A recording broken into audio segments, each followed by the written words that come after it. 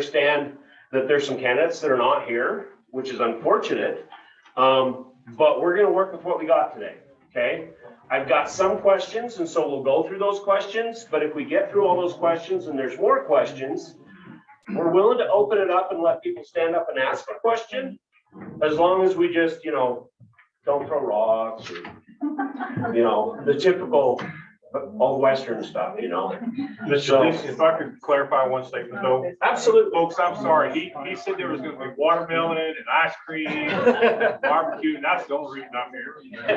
Well, I thought there was gonna be refreshments too, so I was like, well, I can. So we'll all meet at the bakery in Colorado City. I'll buy y'all pizza. Anybody that shows up, I'll buy pizza. So, I've got some bios that I could read, but I don't have everybody. So, if it's all right with you, it's pretty simple. We got 3 people. So if you guys trust me, I don't know you any better than the other guy. We'll just start from one end this time and from the other end the next time, and from the middle of the time after that. And we'll just kind of, make sure that it's fair and equal. I don't have your bio. Did you bring one? So what if we just did this? You guys already kind of know everybody, right? Why don't where's our timekeeper?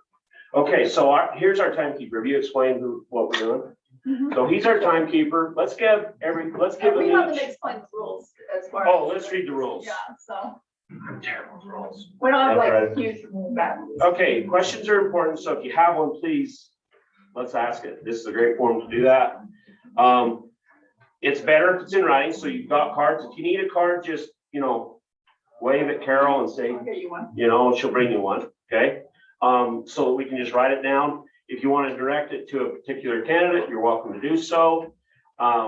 If you want to direct it to all of them, so all 3 of them answer it, you're welcome to do so. And as time allots, we'll kind of adjust as we go and to make sure that you guys have what you need when you walk out the door. They already, got their marching orders, so we want to make sure everybody feels like they're informed of what they came here to get. So When we're doing when you're answering the questions, if it's directed to you, you'll have 2 minutes to answer it. Our timekeeper will put up a sign at 1 minute and 30 seconds, and when your time is up. and time is up. And then John will bounce. And then generally when we start out, we'd like each Does he need the person to gavel? give us a little stop speech. No, I just thinking it's Thomas, right? John Thomas. John Thomas, I just thinking I throw the gavel at him and he's still fast. Okay, so John Thomas will be our timekeeper. So it says we'll ask the questions roughly in the order received, and then does anybody have any questions about any of this? Okay, we do have a full page of questions from this gentleman here and his compadres, and so what we'll do there is kind of bounce between them and just use for filler questions. And I think we're gonna have time to get all the questions answered. And again, if we run out of questions and you guys just want to start, we'll try to manage it. But if it gets crazy, Carol and I will run through the door and, meet you at the pizza place. Since there are 3 of us Okay. with the same questions on that Mhm. one piece of paper, would that be 6 minutes? No, each question gets 2 minutes. Good question. Well, Good Each question. get per person. but, well, Person asked. Is there specific people you want the questions directed to? Or is it kind of no, Anybody in no. particular you want to answer? no per specific person? So these are all questions to everybody. When some of them don't, these ones are town business that's happened already, so that would be. So if I read the question, it's no longer applicable, just let me know, okay? Okay. Does that work? Okay, where's our first questions? Before we get started, John, is this your son? Absolutely. Curtis, yeah, nice to meet you. Curtis, I've never met you. Pleasure to meet you. Nice to meet y'all. Knew your mother. Curtis owns 1/3 of the land that we own. I just did I'm gonna let them my do that. trust, and now You know, Joan passed away. Yeah. I'm getting old. I'll be dying and he'll own it all. So Oh, he's you're gonna got a be big 110. interest in Apple Valley. Curtis, I haven't met you. I just wanted to say I knew your mother and Thank you. sorry. Give her a Appreciate that. She was a good woman. Appreciate it. 1 minute for the intro. Okay. If you don't mind, I want to add one more thing, so to speak, since you guys are done. If your question, you do feel like it didn't get answered, then possibly you could readdress Yeah, if we missed the target on it. In other words, you might heard your question, but it wasn't quite the answer that you thought you would get. Feel free to Or we readdress it. misunderstood it. Because we want some, you guys to walk out of here Satisfied. with some direct answers and. Yeah, like I said, I think you're gonna get through the questions and then we can kind of just go into an open session where if you got part of what you were wanting and you need to ask a clarifying question or a follow-up question, then we'll open it up, okay? Cool? Fantastic. Okay. So do you want me to read these? no, you don't, if you don't I have don't have files for all of waters. them, so we don't have everybody's Can we files. just introduce ourselves for about? So, Let's so do let's give each of you, 1 minute intro. Okay. Go, Walter. We test 1 minute or time for 1 minute. Go ahead and stand up and introduce yourself. So my name's Walter Earl Josie, and I'm a write-in candidate for the mayor. And if, after you hear my answers to your questions tonight, if you feel I'm a worthy candidate for your vote, you'll have to write my name just exactly that way, Walter Earl Josie. And so I've been a longtime resident here in Apple Valley, even before it was incorporated. And I've seen a lot of the changes that have happened in Apple Valley, both good and bad. And I have some ideas I'd like to share with you tonight in the format that we have, so give it a chance. Awesome. Marty. Marty Lisenby, it used to be on the planning commission, lived here since, 2008, I think, about when I moved here. I'm actually Walter Josie's neighbor. And, we have, I just really enjoy living in Apple Valley. And,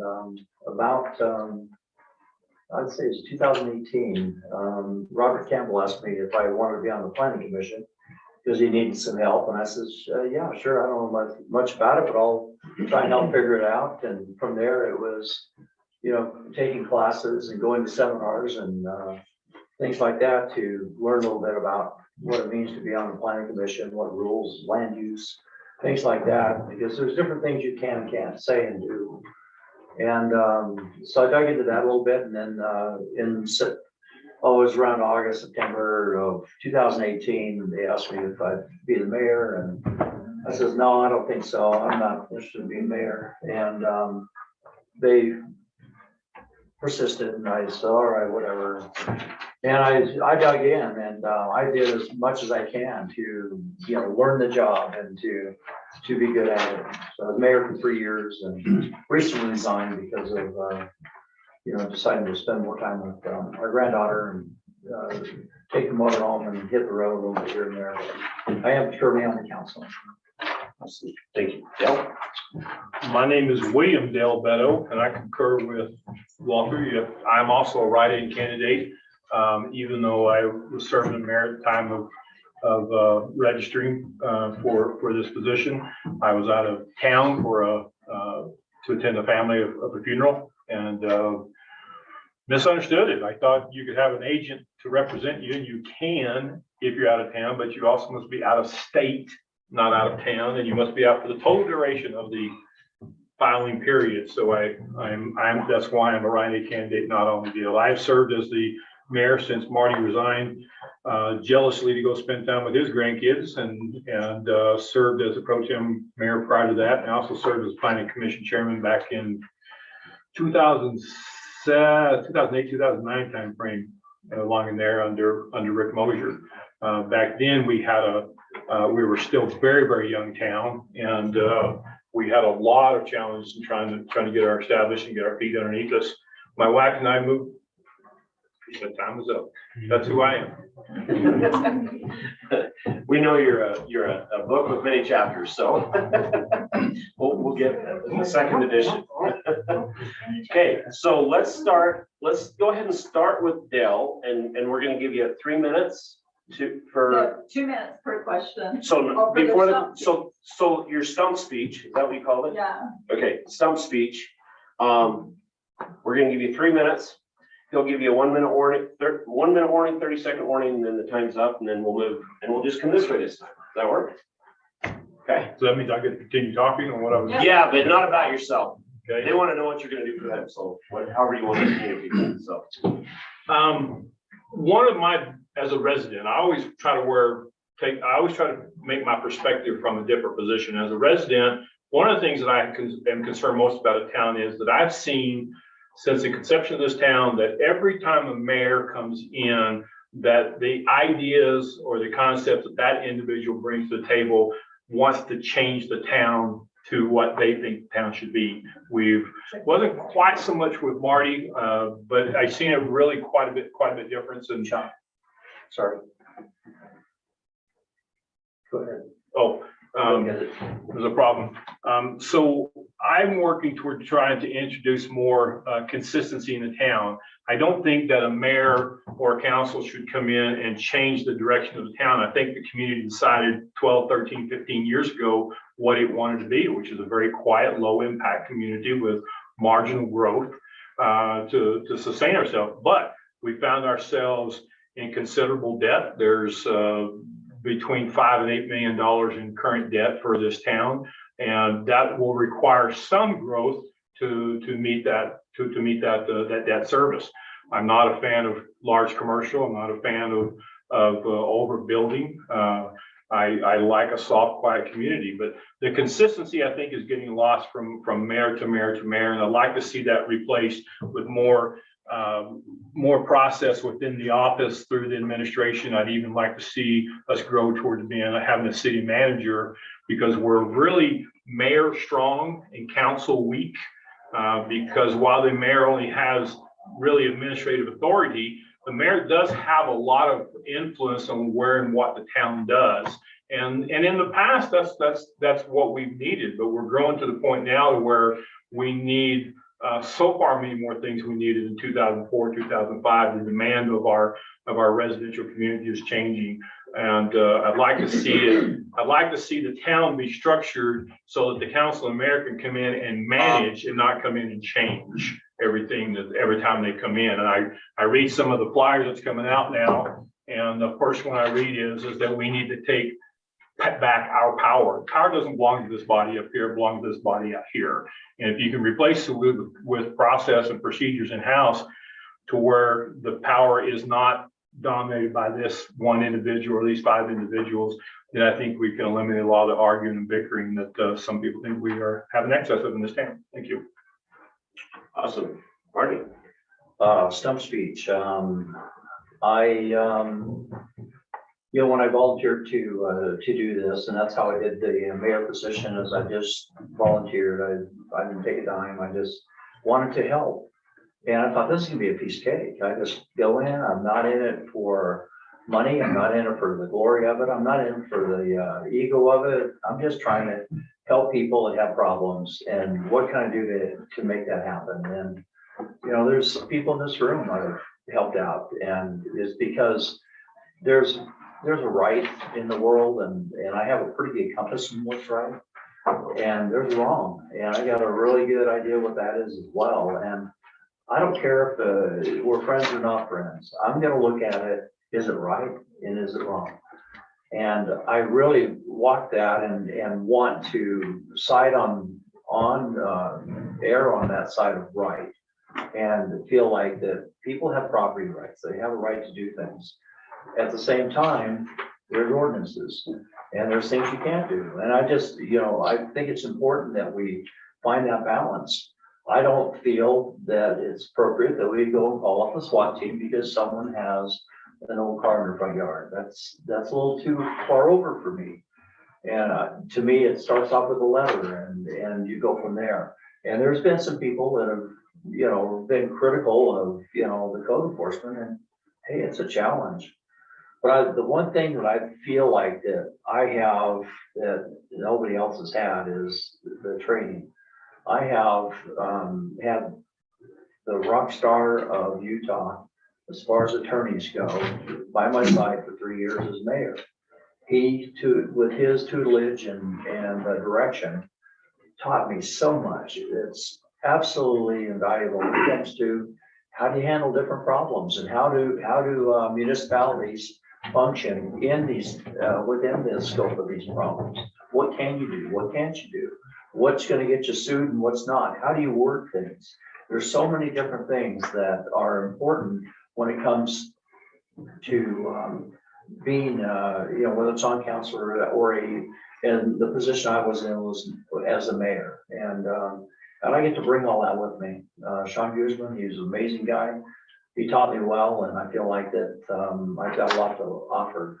There's the thing about being mayor is you also have to say no to some people, and that's gonna upset a few people that they want people to say yes to them. I'm not about friends. There's a lot of people that are on this ballot are all about friends. They're all about what's good for, scratching each other's back. And you can see some of those aren't here because of that. More than my gavel. All right, thanks, Marty. Walter? So the reason I'm running for mayor is because I'm very concerned about the amount of debt that our town has. I looked on the website and I can't get a definitive answer from the research that I did. That doesn't mean that the answer isn't there, it's just that I can't find it. But the best that I can estimate is that we're in debt for $6.5 million. And we've been in debt for that amount for many years now. From what I understand it, that we have trouble servicing that debt. And there's been times that we've missed payments. And so when I took a look at the whole town budget, figure out where money came from and money went, I was kind of shocked that in the year 2020, maybe 2019, that the town took in about $1.2 million in revenue between what the city offices take in and the water company. Does anybody know what percentage of that $1.2 million came from property tax? 10%. 10%. So we can't even pay any kind of substantial loans from property tax. So where does the rest of that money come from? Impact fees and buildings. Yeah, and so that means how do you pay for that debt? Sales tax. Well, Marty must be voting for me. Answer your question. So anybody want to contribute to the answer? Federal grants. Yeah. So can you see that this is a big problem? Where we went in debt for a huge amount of money and we put ourselves in a corner that in order to pay that debt, we got to have growth. So growth is a case of diminishing returns. The reason why is because the town has to spend money for people to come in here and do subdivisions. And then those subdivisions get old and then the town has to spend money to fix them. So trying to attract growth and development is the case where you get into a circle spiral where you can't pay even more debt that you take on. So I'm very concerned about this, and I want to make, if I'm elected mayor, if you elect me mayor, then I want to make a referendum that says that any large sums of money that the town borrows, that it has to be done by a voter referendum. In other words, you guys vote what taxes you want to take, what debt you want to take on and how you want to pay for it in taxes. And that's one of my first things that I would do if I were you or elected mayor. All right, thank you very much. So we'll jump into the questions, and as we stated earlier, we're going to just take the questions as they're received. I'm assuming, Carol, that this was given to me in order to receive, so we'll just start there. So first question to Del Beto. Communication and transparency are complaints from some residents. How can you improve this? I have a knee-jerk reaction and I have a political answer. I'm gonna give you the knee-jerk answer first. I've heard the argument, there's no transparency and there's no communication from this office. That's also a two-way street. It requires the public to come in and communicate with this office to ask. And I can tell you that as the mayor, I can tell you there's been less than 5 people that's come in and wanted to ask questions about anything that's going on in town. That's not to say we don't get grammar requests, we don't get public record requests to get information, but those are just records to get the records. That's all they're really after. They're not trying to communicate. Communication in our town is done through our public meetings. That if you look around tonight, this is an election night. We not only don't have candidates here, we have 890 or 867 residents in this town, and this is the only ones that came out, and I don't see anybody on here. So there's a two-way street. It requires cooperation from the community as well as it does this. But we have to be more transparent in here. We have to be more vocal about what we do here in this council meetings and our planning commission meetings. And then we have to be more readily available to the people when they come into this office looking for information. We have to be ready to give that to them. And then we also can go a third step. We could reach out to the community ourselves when we know there's a problem. Like I know that John Pay's having some struggles with this subdivision up by his place. And I've gone by his house once to try to reach out to him. We can also do those types of things to help them understand, but it takes both parties. Sorry, I went over there. Perfect. I mean, we're leaning one way or the other, give and take. We're human. I think we're all human. Is there any non-humans in here? Okay. All right, second question to Marty Lisenby. What is the biggest challenge our town faces? Well,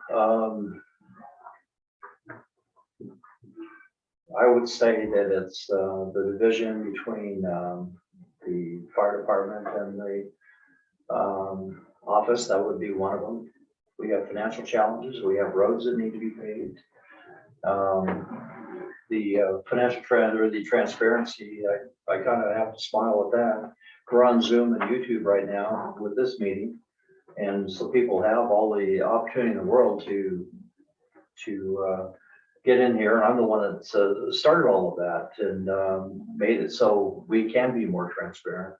And Dale still does that, yet it's, you know, people just get on Facebook and they make up stuff. And that's something that I feel like Dale left off, is that they just make this stuff up. I'm like, where did this come from? And some wild story, it blows out of proportion, and none of it was true. None of it ever was true.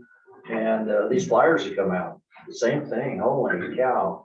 Mason is putting stuff on these flyers that is absolutely, you know, disinformation. Anyway, I feel like that I would, my goal as when I was mayor, and would be the same goal as council, is I would just like to see us have a little more cohesiveness with the fire department, the water department, and the town, and then we're working together for the same goal instead of in our own directions. And I fought that the whole time. The first day I was in here, I told the bookkeeper that I was going to get a new bookkeeper and that marked me as the bad guy. From that point forward, no one wanted to work with me as far as the water and the fire department for that reason. I spent 3 years, like, you know, he told me the other day, why didn't you fire the fire chief? I says, because I just was trying to work with them. I wanted to work with them. I just, you know, and that's all that my goal was. And, but his goal was different than from my goal. And I wish that we would have more cohesiveness in our goals together and working together. Okay, awesome. Thank you. To Walter. So these came in order perfectly, I would say. So far, it's been pretty good. You know, nonpartisans here. So you are an advocate of no debt without taxing and fee changing charging each resident. How do we get rid of debt and still make improvements and maintain what we have? So you can't just attack this thing with one answer. You have to attack it with very many different approaches. The very first thing that you have to do is not take on any more debt. unless the citizens of the community are willing to do that. And that's what a voter referendum is all about. And so if you have a situation where the town is looking at borrowing more money, that should be in the power and the hands of the power of the people. Are they willing to take on that debt? And then how are they willing to pay for it? So that's the very first thing you have to do. The second thing you have to do is you have to come up with a focused plan on how you're going to pay the debt and how you're going to pay it off quickly. Otherwise, that $6 million or $6.5 or $8 million, by the time you end up paying for it in 30 years, because how much that's going to be. Everybody pays a mortgage. Everybody knows that at the end of the mortgage payment that you paid 3 times over what your house originally cost. And so you can imagine that debt can grow out into 20, 25, $30 million that's going to take money out of this town, and it needs to be addressed with a focused plan. Okay, thank you. So this one, because it's not directed to anybody, it's gonna be directed to all of them. We'll ask the question, we'll let Marty start, we will let Walter follow up and finish it off with Dell. So our power goes out for hours at a time, many times a year. How will you address this? I think the answer to that is, Rocky Mountain Power has been talking for a couple of years about putting in a new substation. And where would they put it? Where would they locate it? And we've had conversations with them, and we've got to pressure them to get that substation in. I think number one, that's the beginning to the fix of it. But backup plan is get a generator, because it is inconvenient. It really is. And ours runs way too much. Backup generator. My backup generator runs way too much. And but that's the answer, is I think a new substation. They've been talking about it for probably at least 3 years I know of. And I think that it's gonna take some pressure from us to get them to move on that, because of some of the developments going on. It gives them a reason to do it as well. Okay, Walter. Well, yeah, obviously the power company provides us power, and so, the town should be asking them questions, why are we having so much trouble? It seems like if we get a wind that's greater than 10 miles an hour, the power goes out. Or if we get a drizzle, the power goes out. And so it would be good to have some really, really serious conversations with the power companies to find out exactly what they're struggling with, and to understand issues from their point of view, and to express the town's point of view that, hey, what can we do in order to make this better? The other half of that is that's country living. We're living in the country. We don't always have the best services, and it would be prudent to go to see if we can get them better, but to a certain degree, that's just kind of what we deal with when we live in a rural area. Sometimes the power's not the best for what we do. So it's always good for people to, be self-prepared and self-prepared is a good word. And try to have a generator or some other means to supplement your power in the rural area. And that's basically how we would approach answering that question. So I'm gonna divert from the cards for a minute and jump over to the sheet, and we Will I can. get that? Oh, that's right. No, I'm sorry, you do. Wow. Man, You guys keep me in catch check. my gavel. Thank you. Well, great timing. I'm happy to announce that Rocky Mountain Power signed their lease yesterday for their property adjacent to Highway 59, just east of the storage unit area, about a half a mile up. They have made application to the town for their conditional use permit that allows them to build that substation. One of the challenges that people don't realize about our power system is that we are actually interconnected with most of North and Northeast Washington County.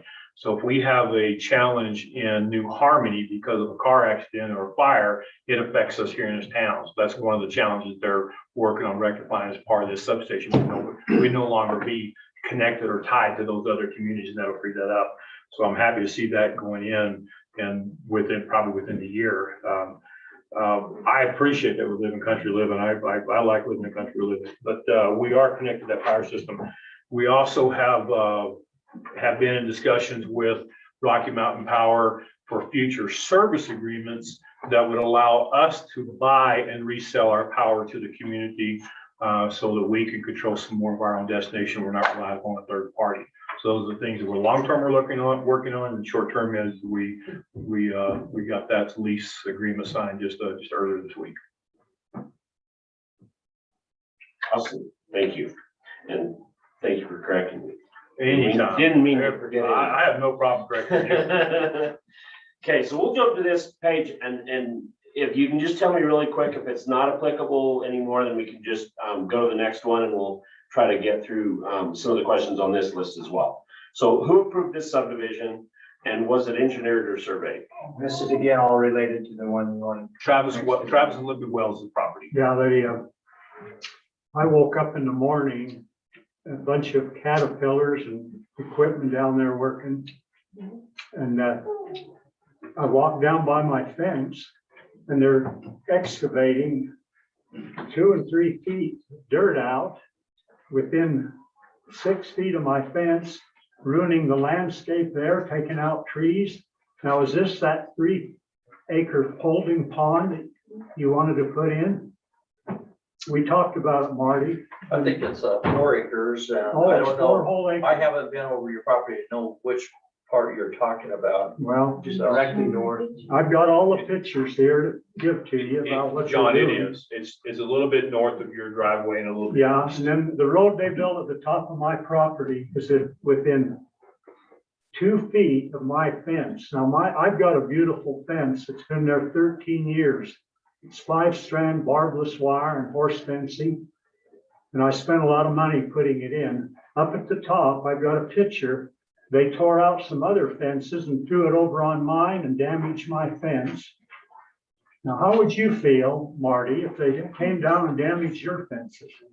Well, I've got the Yeah, I'd be pictures happy here. to So I'm gonna jump in here really quick. And that's just one of the questions I got. So the question, this almost sounds like more of a planning commission question about subdivision approvals and things. So what is the specific, so I don't need the pictures. What is the specific question for the Then I candidates? gotta look at them. Does that make sense? What's the question? And I assume that it's to all the candidates. Right, yeah, and we can stick. Who to this approved the list, subdivision? And we get through what we can, so we could just stick to the list here, we drafted it out for that reason.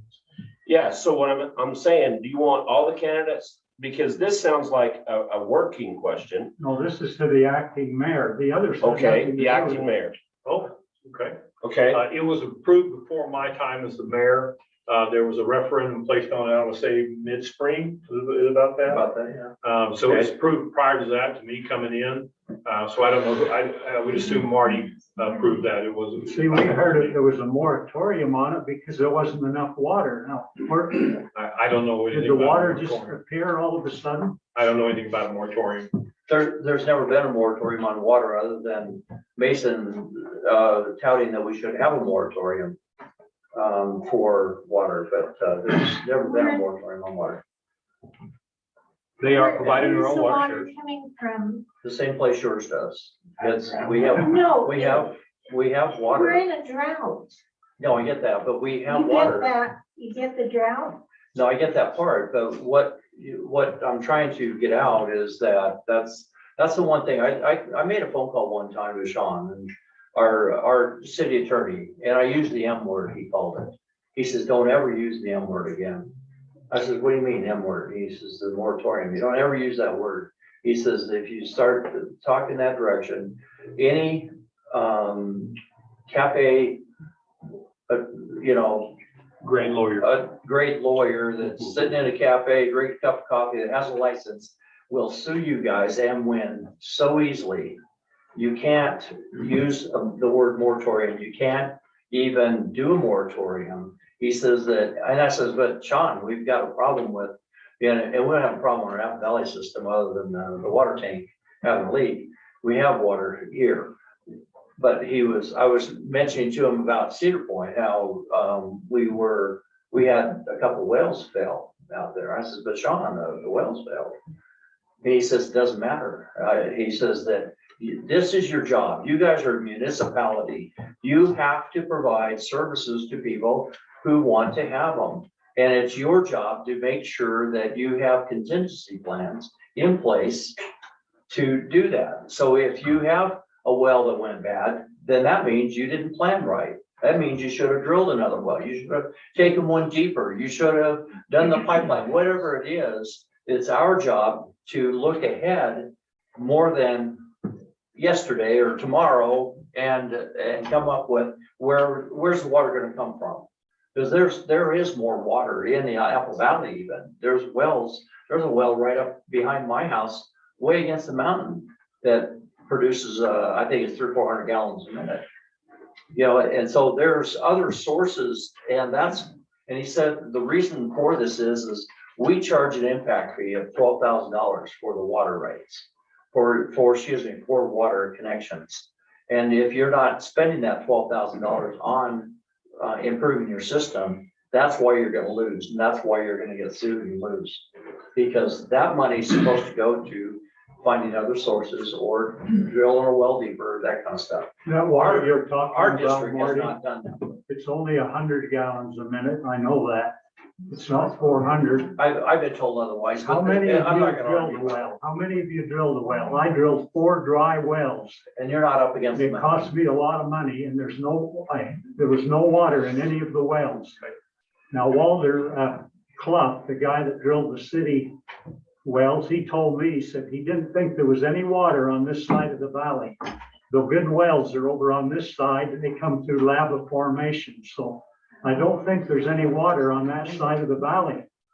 Good. Walter's got a little well. There's only about a gallon in it, isn't it, Walter? We'll give Dale just a second to clarify. I just want to make you aware that I did inspect the property this morning and also saw some damaged fencing in the area. I have talked to Tom about that and Joe in the project. And the hole that you're referring to is towards the end of your driveway is the retention basin. So we're gonna just really But there quick is to no to maintain road. some focus here. We wanna, that question was directed towards the current mayor. And we had the previous mayor chime in because he had experience. I'm assuming you don't have any experience on this matter. I don't think that the question was addressed to me. Yeah, it was, so if, Thank you for. I want to make sure that if we move on, everybody's okay with it. The answers got into some of the other 4 questions around this subdivision.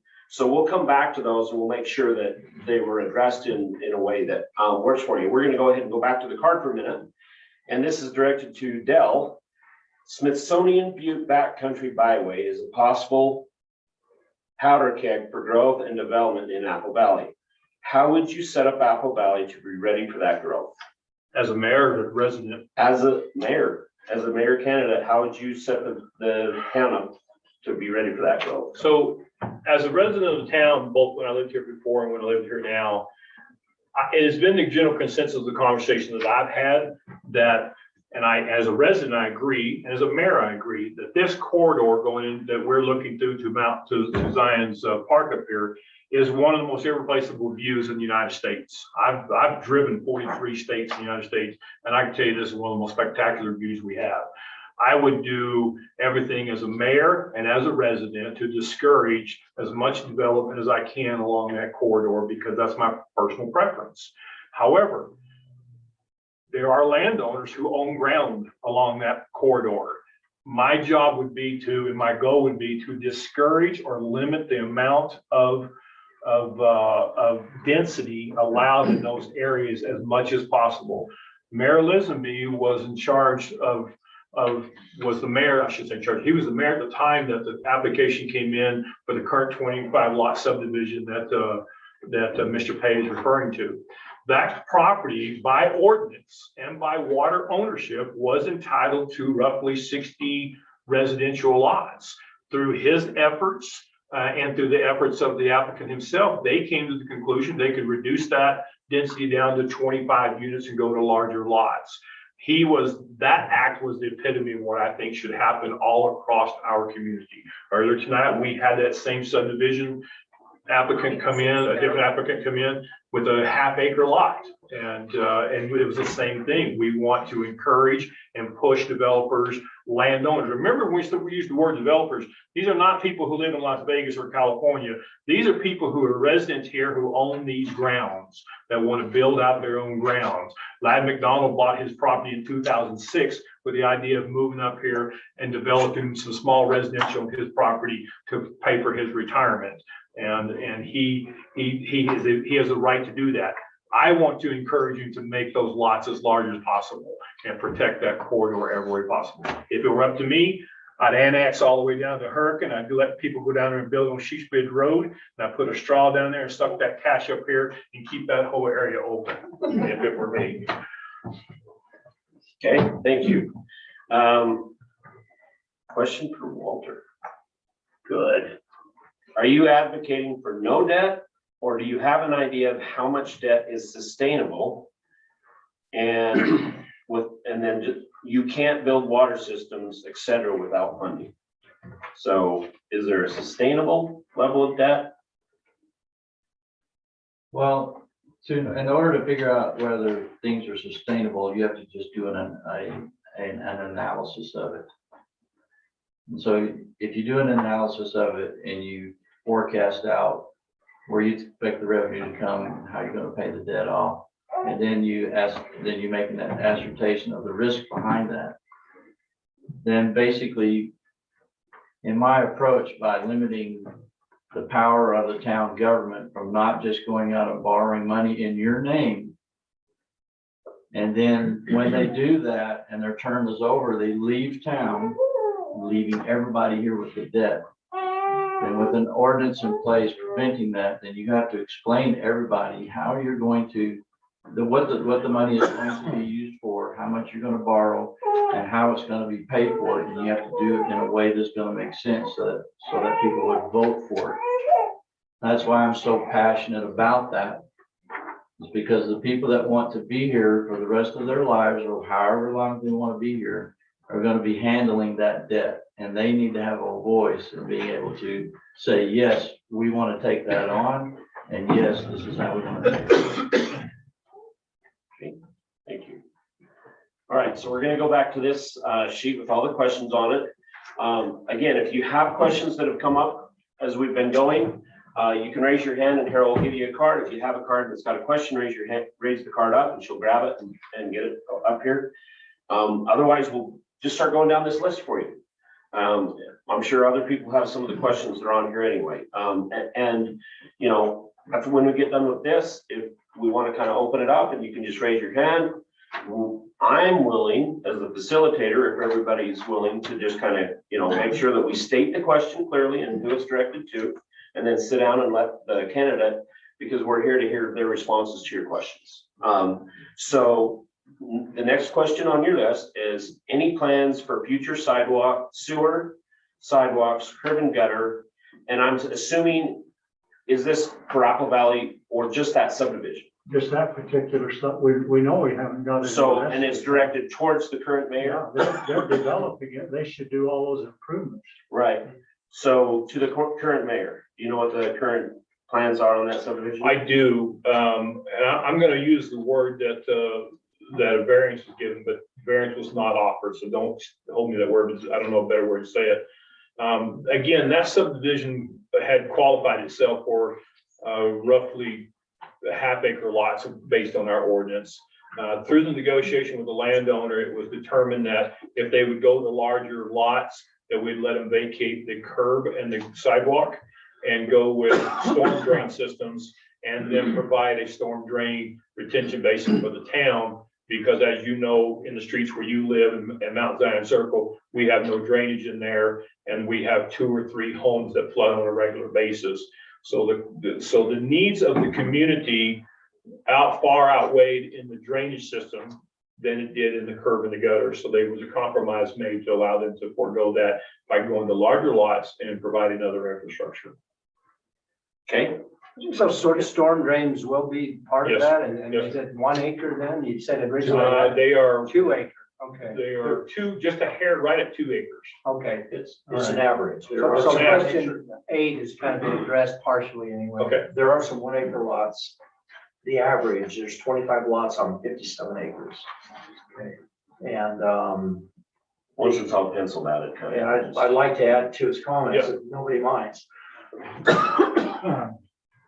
That, we have ordinances that the planning commission has just totally beat up, decided what they want that to look like. And that's what we currently go by. And so if it's 1 acre or larger, they're not required to put in sidewalks and curb gutter at this time. If it's half acre lots, they have to put in those items. Okay, will modular homes be allowed? And are there gonna be 2-story homes? Is that? Now, it's kind of two questions. I can Yeah, it's probably kinda answer that two. a little better. What kind of homes, Answer- CCNRs are there? You want to answer? Oh, don't I have can. me. I know the answer, but So no, there are no modular homes going in, and the developer is not restricted on building height other than what our current ordinance states.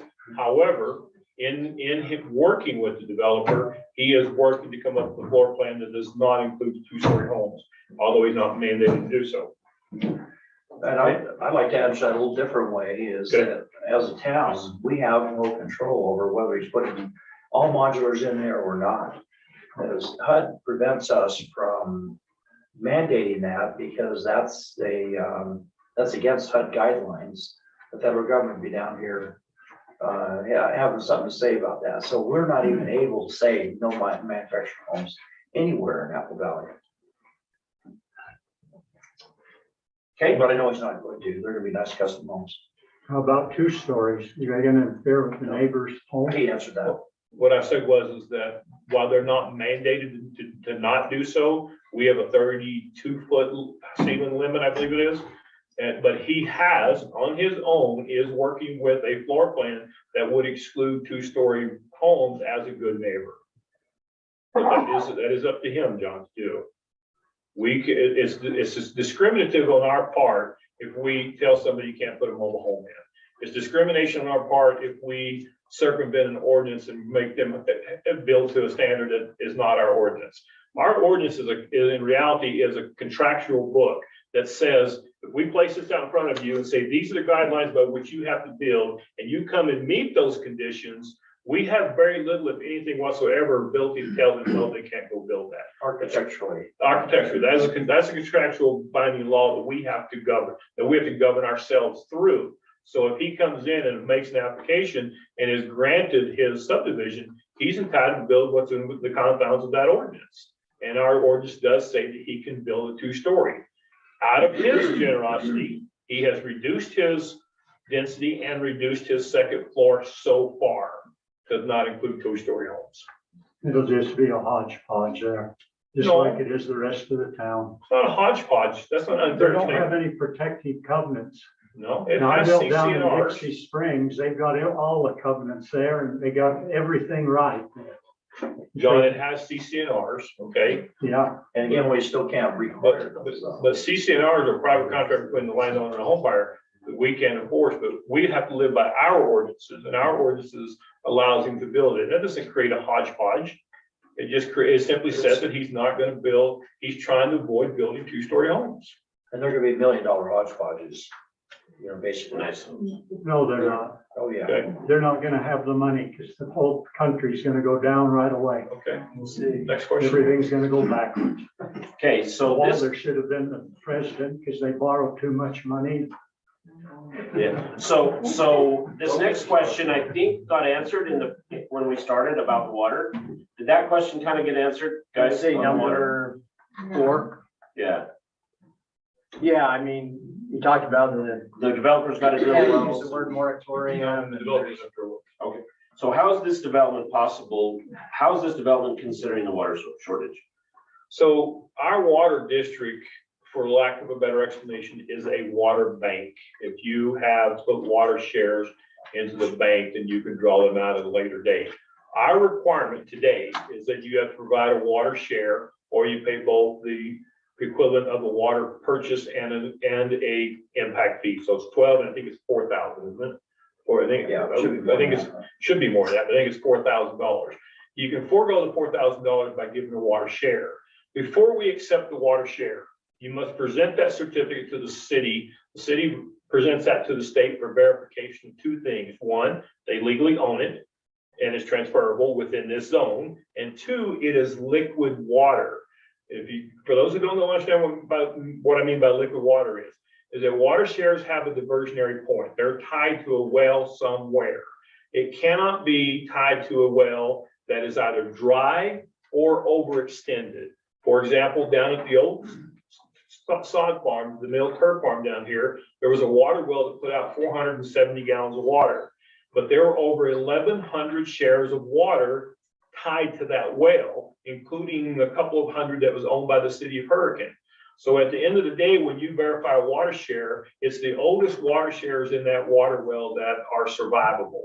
So if you have a water share and we take it to the state and they say, I'm sorry, but you're number 89 in the list of 90 people, your share there's not enough water in that well to support your water share, then we as a town will not accept that.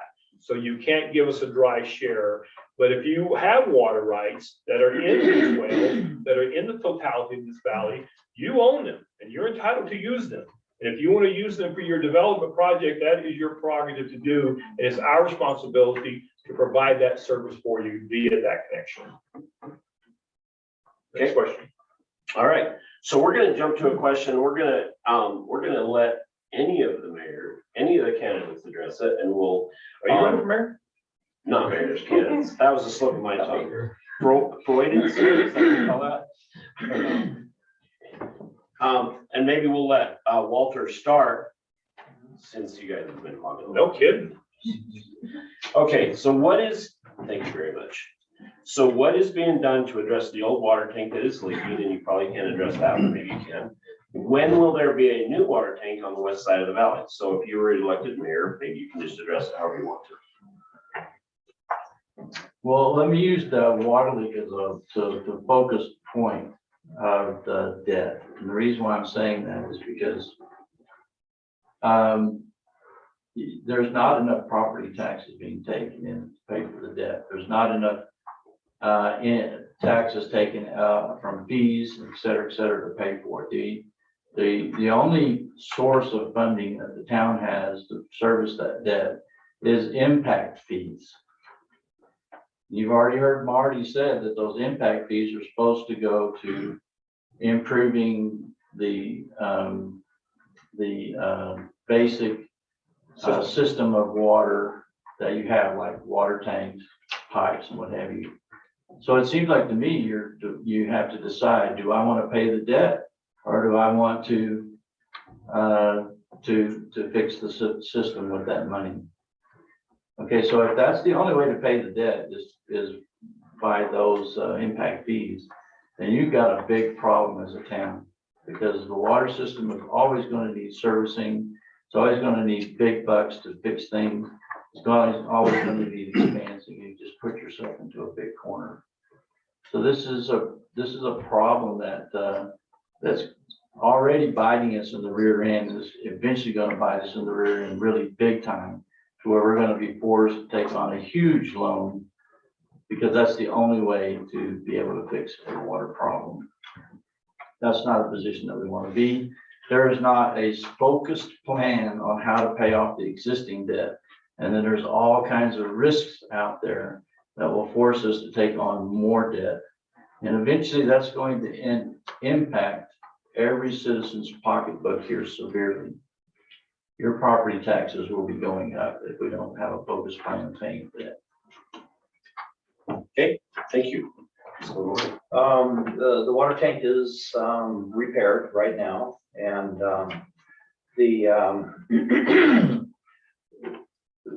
as far as the debt goes, we have debt, and we have mechanisms in place of how to pay for that debt.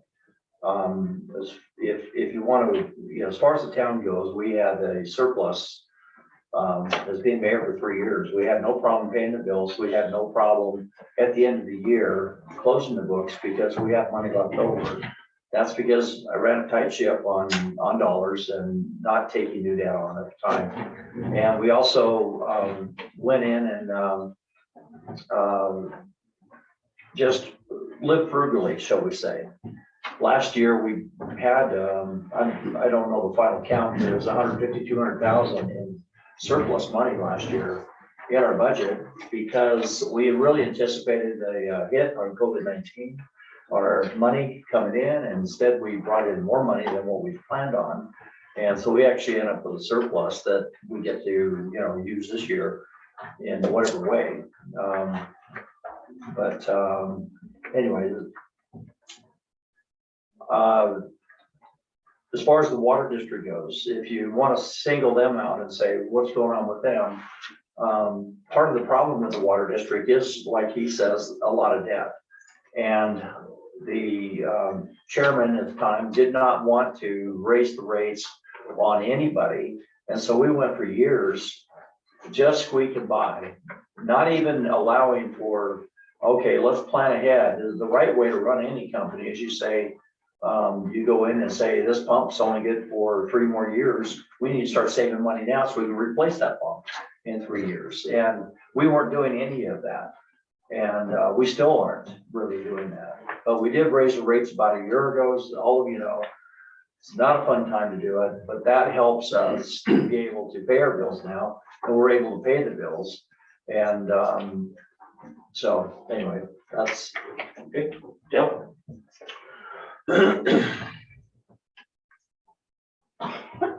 There are 3 ways to pay for infrastructure. You can tax people, or you can borrow money. And if you borrow money, you got to tax people to pay the debt, or you can have developers pay for it.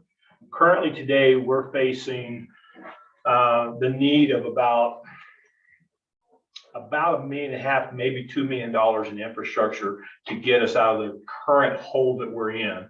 100% of that money right now is being allocated by private development. We have this tank issue.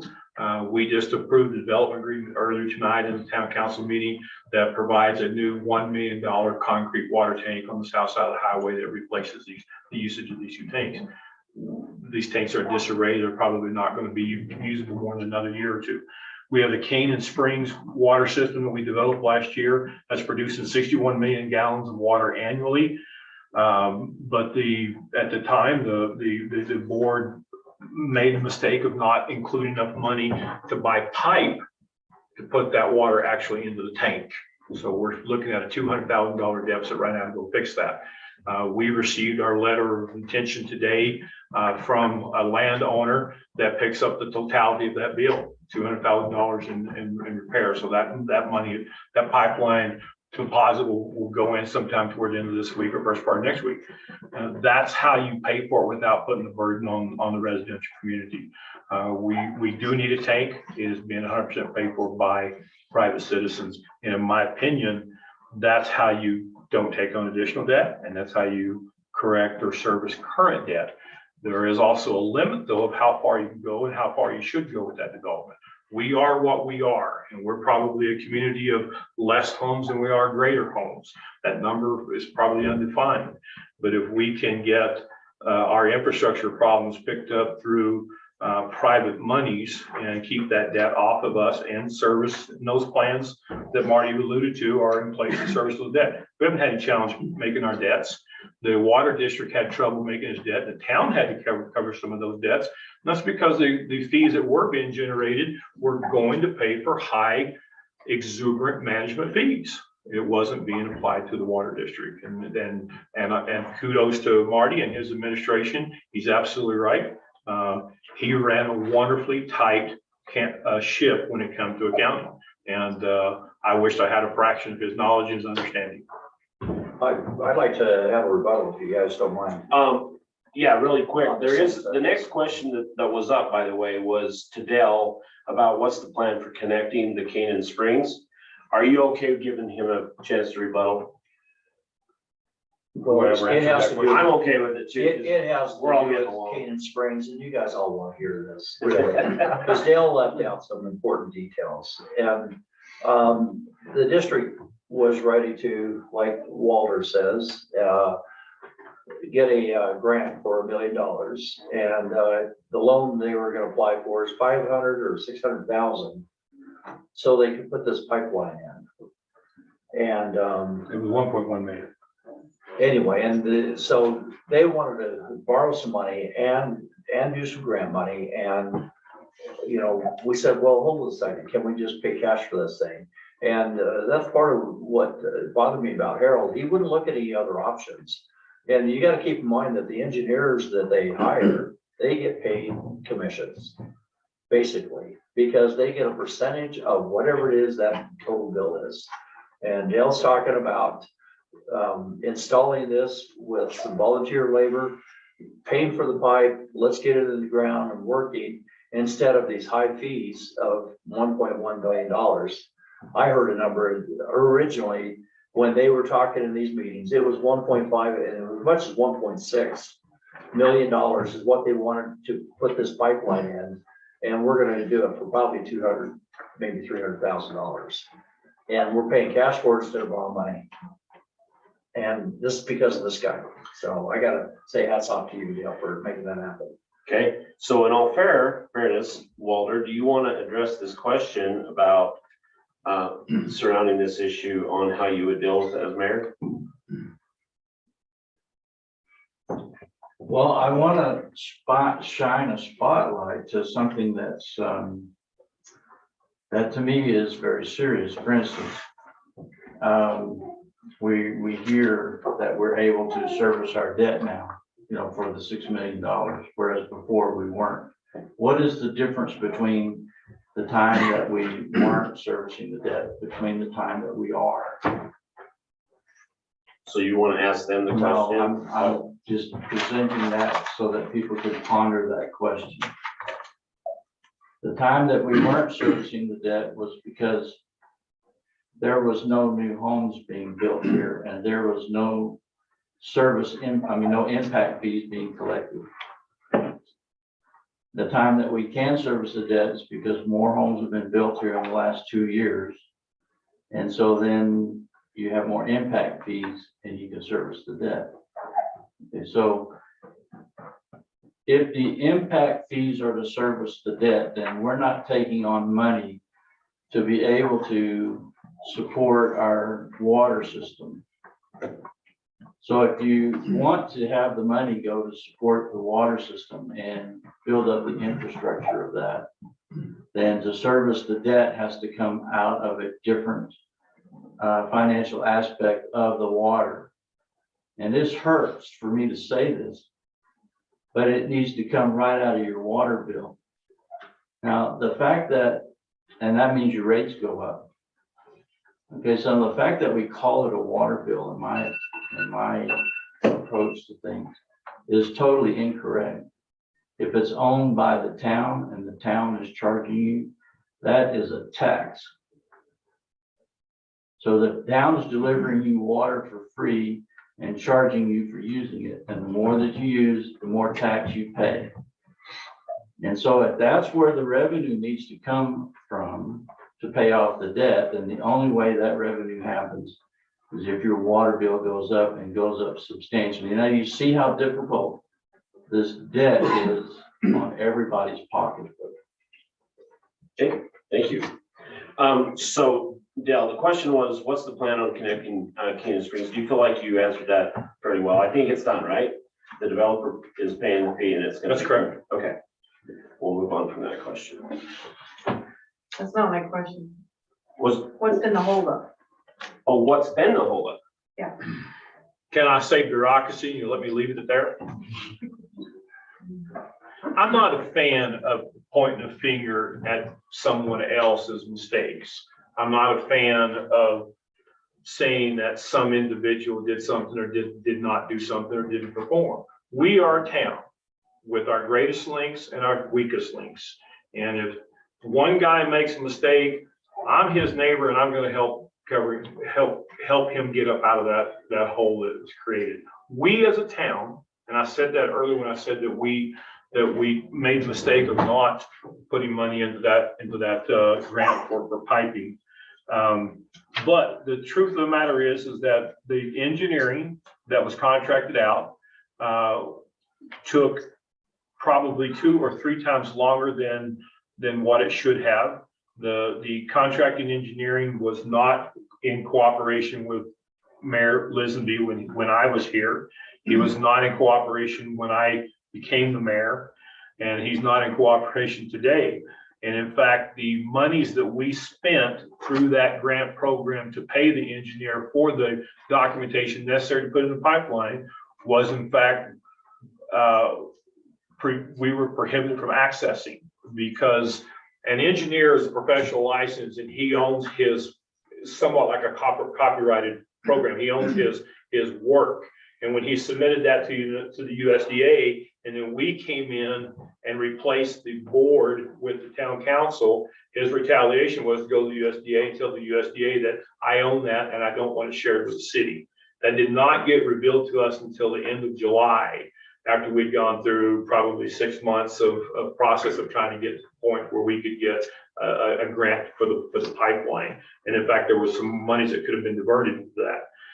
As a result, we would have had to start that process all over, and working with the USDA, we were looking at probably next spring or early summer. Should we have another drought next year, we would not have been able to beat the punch 2 years in a row to get the water Canyon Springs. So we went looking for alternative avenues, and we were able to find those monies somewhere else in a much faster route that did not require any of that documentation, does not require any of those environmental studies that the USDA requires. And we're able to close that deal in about 45 days. I wish you'd let me just say bureaucracy. Bureaucracy, I can say the word right. Well, it's that complex. Thank you anyways. I like transparency. Sorry, I like transparency. I know you do, but I don't know like. those flyers are blaming you. I understand that, but I don't like transparency to be at the expense of someone else. And if you don't like the flyer's about me. And if I can tolerate it, then you probably can too. I've been in your shoes. It's not fun. It's not. I feel for my wife who's had to endure some of this. I'm gonna stop there because I'll go off on a tangent there. Next question. Yeah, and then I'll have to get involved. You don't want. Yeah. All right, Marty, you didn't finish your term as mayor. Do you see yourself completing a full term as town councilman if elected? That's my intention right now. Being a town council person is a whole lot easier when you're mayor. It's 7 days a week, and it doesn't matter. I've had people come over to my house 11 o'clock at night, banging on the door, and they're there for an hour and a half talking about their problem. And council is a whole lot easier, 1 or 2 meetings a month. And I understand a lot of the inner workings better than anybody of how it takes, what it takes to help put some of this together. Dale's really good at the nuts and bolts of some of this as well, as far as the infrastructure sort of stuff. I've learned a lot from Dale. But I'm telling you, there's a lot of things that entail being a mayor compared to town council. It's the cakewalk. I've really enjoyed my time. I've gone on about 10 vacations already this summer since I resigned. So I've enjoyed the time away and in campgrounds and on top of Manti Mountain in the UTV with my wife, and it's been a great time. So. And I did not get invited to one of those camping out. I was thinking the same thing. Yeah. Question to Dell. How do you plan on keeping our town rural? Most of us moved here to be in the country in small town. I'm the first one that moved up. I lived up here before. My wife and I lived up before we left and moved back up here for the sole reason that we could get on our horse with Nick and our other friends and ride our back doors and go for a horseback ride. I love Apple Valley. I think it is a phenomenal place to live. I can't ride out of my place anymore.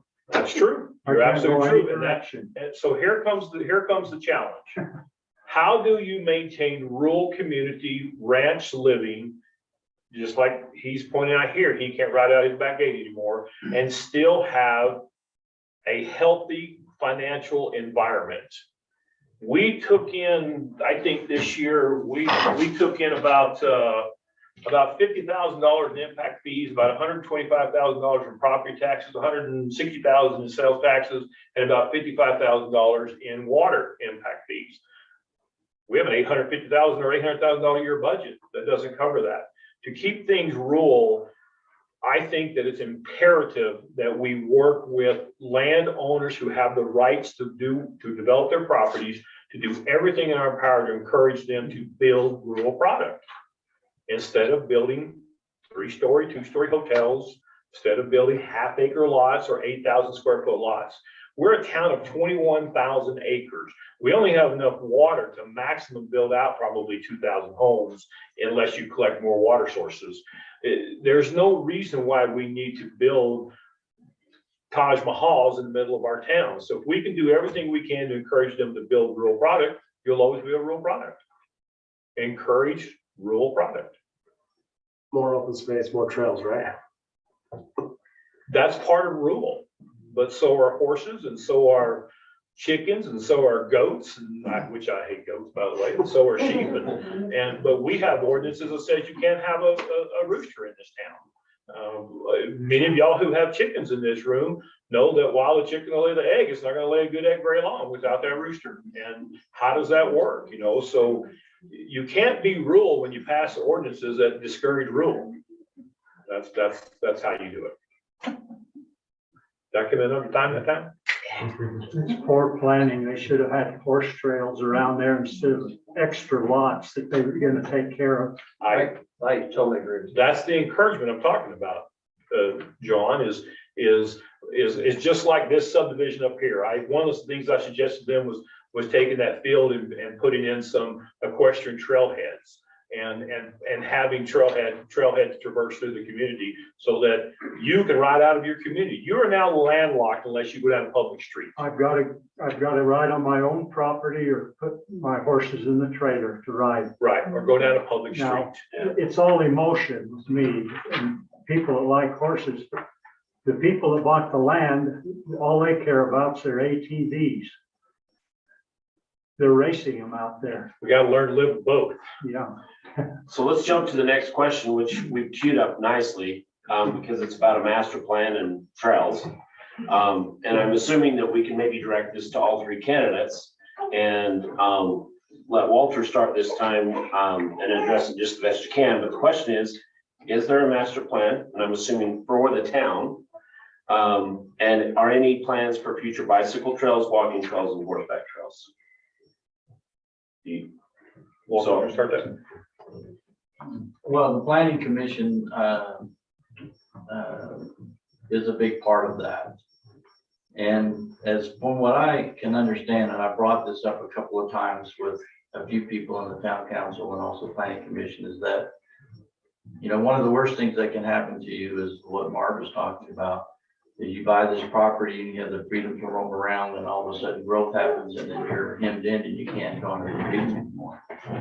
So there should be some thought be taken towards public throughways through new subdevelopments that would allow for horseback riding or trail walking, et cetera, so that people don't feel hemmed in while they're while growth happens around us.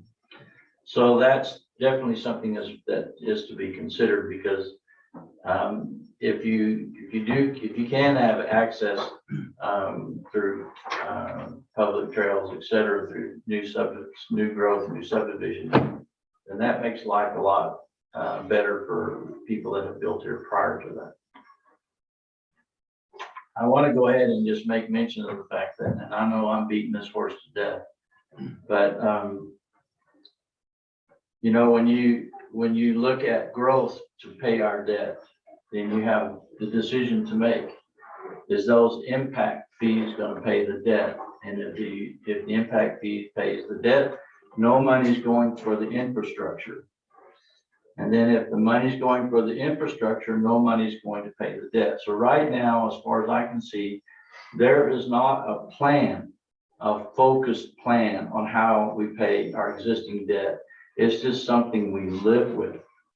That is unacceptable to me. And so when you take a look at what the town is going to face going forward, I think it is a really great idea to have subdevelopers pay their way so it doesn't cost the town any money. But then you have to limit the fact that the town, it would be attracted to more new debt and say no, because it causes problems. Marty, you want me to restate the question? If you don't mind. Yeah, Yeah, don't I mind at think all. it's just about general. Is there a master plan? Are there any plans for future bicycle trails, walking trails, and horseback trails? Excellent question, whoever wrote that one down. I just, we're in the middle of right now doing a, new general plan is what we call it. And, I was able to secure a grant from UDOT to pay for this. It's only costing the town maybe $3,000. And the whole project is over $30,000 and the rest of it's paid by grant. And, in that, general plan, that's something that I'm hoping that we are also including in there, is where we could put a trail system. And then when you have a project like next to you, there's on the plan, a trail, and they have to adhere to that trail around their plan. They have to give us that for connectivity. And I think it's an excellent idea to have some trail systems someplace. I also, was, I think I've talked It's a too lot. little too late. It's already done. They have It's not no too, plan. little too late when you look at the whole of Apple Valley. And with Walter Josie, I thought, why not have something that goes next to Walter's house that goes out to Main Street? And then that gives us an exit out to Main Street without being on the highway, whether it's on horseback or otherwise. But it's not too late because there's still, property behind my house. Somebody's gonna buy that and do something with it. And if we have it in place, the general map in place, and that's on there. And right now's the time to get that feedback. And I appreciate the question because it's a really good idea to have. Where are you gonna Whether it's ride, Marty? biking trails Down or- the chip and oiled road? You want the horses on the chip and oil road? I'm just telling, I agree with you 100%. I'd like to go It down. would be and ride nice if through we had Walters, it. yeah. But we can't, if you look at a subdivision, there's lots right next to it. So who's gonna give us the right of way to go through that into this new property? Someone's gotta give up, 10, 12 feet, whatever it is, that goes from Mount Zion Drive through the property to this property. And Actually, we created a 10-foot pathway. for that purpose, I know For that that. purpose. That's our hope, is that someday people will be able to use that right next to our house. And, for horseback riding or bikes or whatever, but anyway, so it looks like my time's up. I've got tons more I could say. Yep. Same question. Can you repeat it? Yeah. Is there a master plan? Any bicycles for any plans for future bicycle trails, walking trails, and horseback trails within that plan? Marty's absolutely correct. He did put that together with that grant, and they are working with that. We have expanded a little bit. We are working with a group that conducted the mountain bike races out here that had some controversy attached to them due to dust control, but we're working with them to create a bike system. There is one primary drainage basin in this town for Little Creek, but there are 9 tributaries to it that come from the north side of the freeway. Our master plan is going to try to utilize the ditch services or the drain basins in this town for horse equestrian and allow secondary roads for ATV, because it's not enough to create a bike and a horse trail. They also have to be separated, because as well as do as a horseman, that I don't want an ATV coming by me even at 1 mile an hour, because it's going to spook horses. So it's a matter of creating really 3 systems.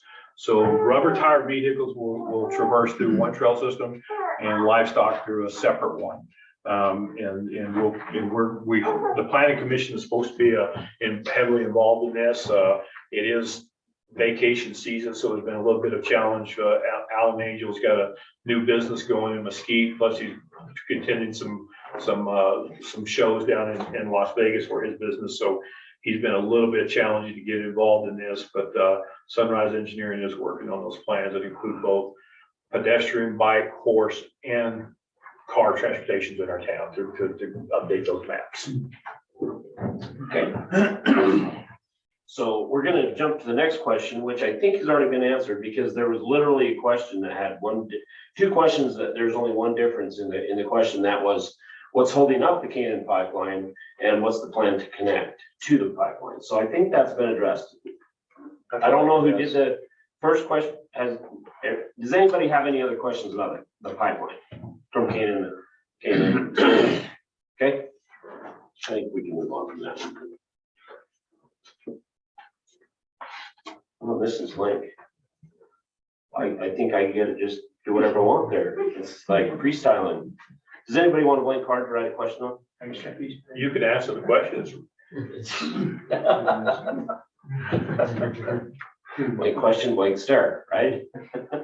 Okay, oh, this is a one for all three of you. Thank you for whoever did that. What is your plan? And we will start with Marty on this, and then go to Dell, and then back to Walt, okay? What is your focus plan to pay our debt? Did we, is that still a question? Anybody?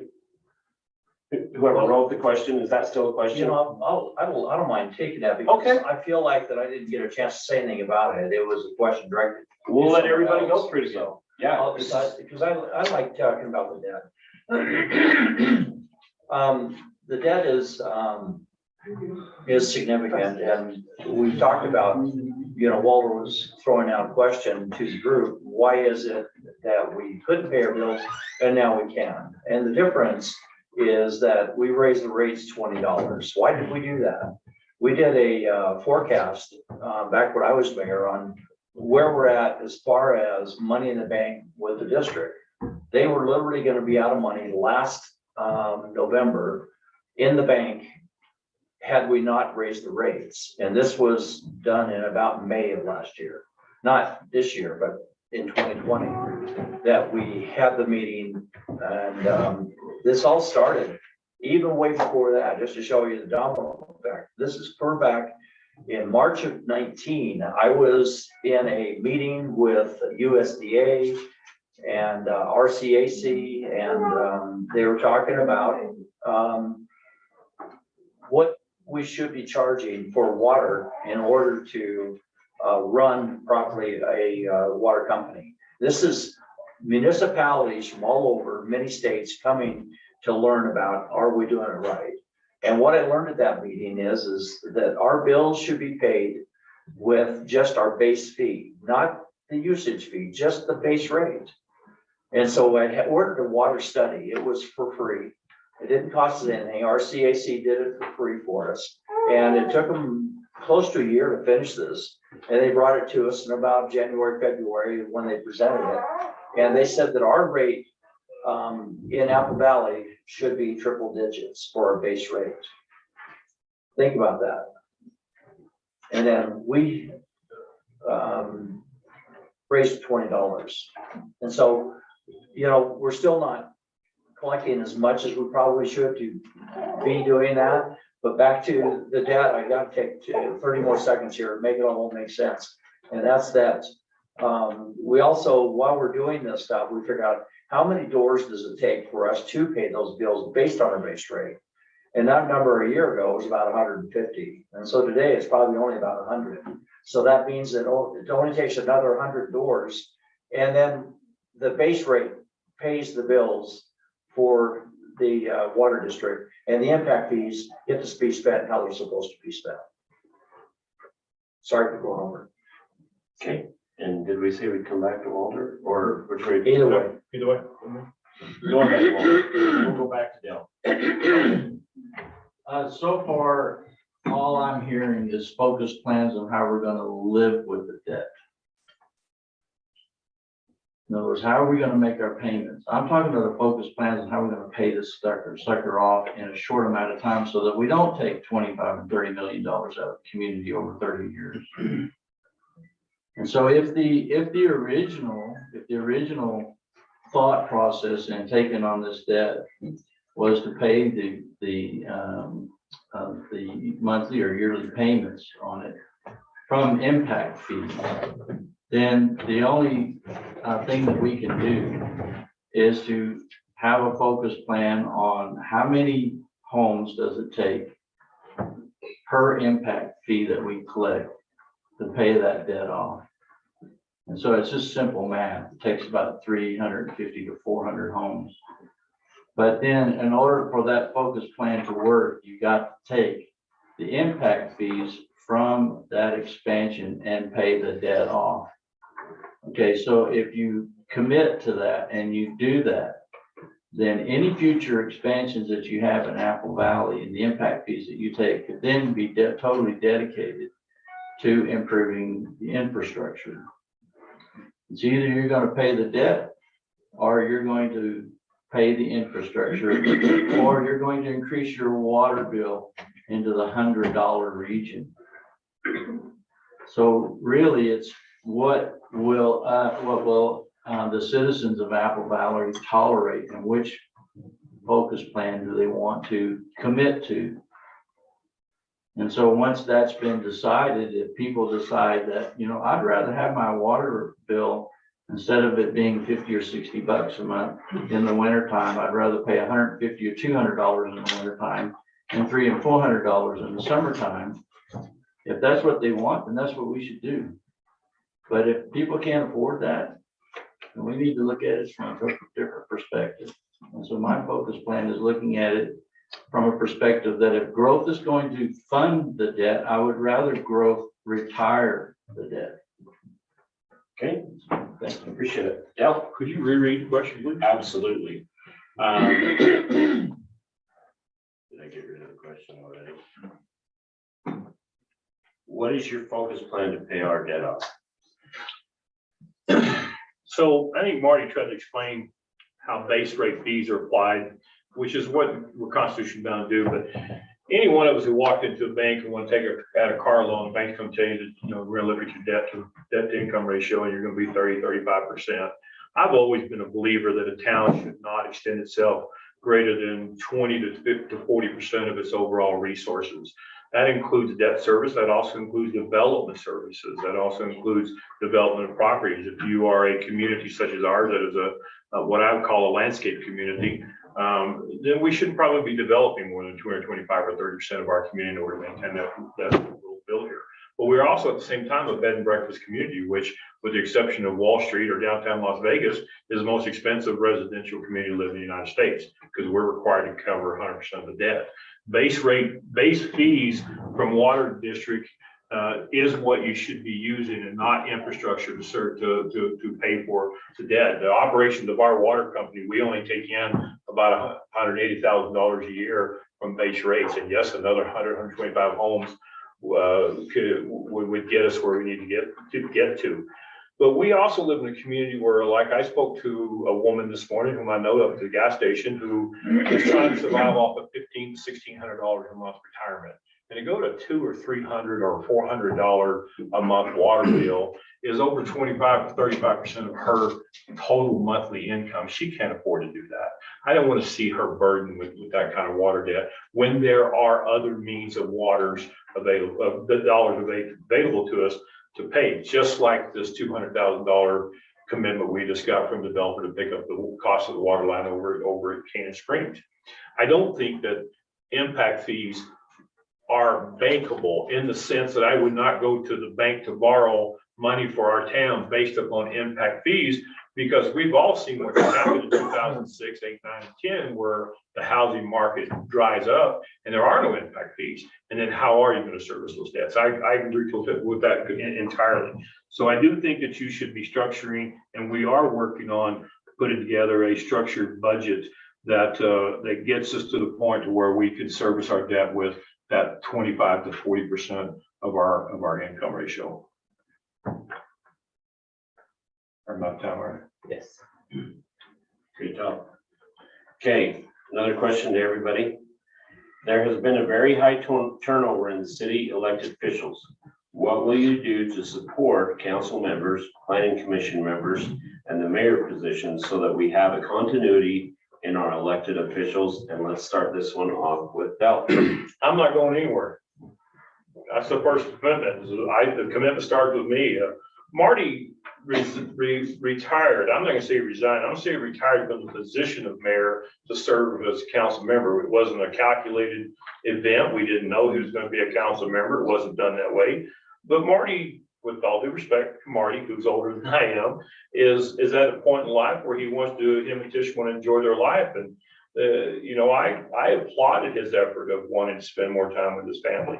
But, it was time to, Marty wanted to pass the torch on. My wife and I are in a position where we can take on this job. I have a project in town that I'm fortunate that I have a crew that allows me to be vacant from that project. I can probably say that since I became the mayor, I might have spent 5 days down there. We spend all of our time here in this town. I was up at 7, up and out of the house at 7:30 this morning, and I haven't made it home yet. My wife had to bring me a peanut butter and jelly sandwich. I absolutely love, and listen to what I'm saying, I love this job. I'm probably the most attacked guy in this room, but I love being the mayor of Apple Valley because there's a lot of great things about this town. There's a lot of great people in this town. There's a lot of great concepts and ideas in this town.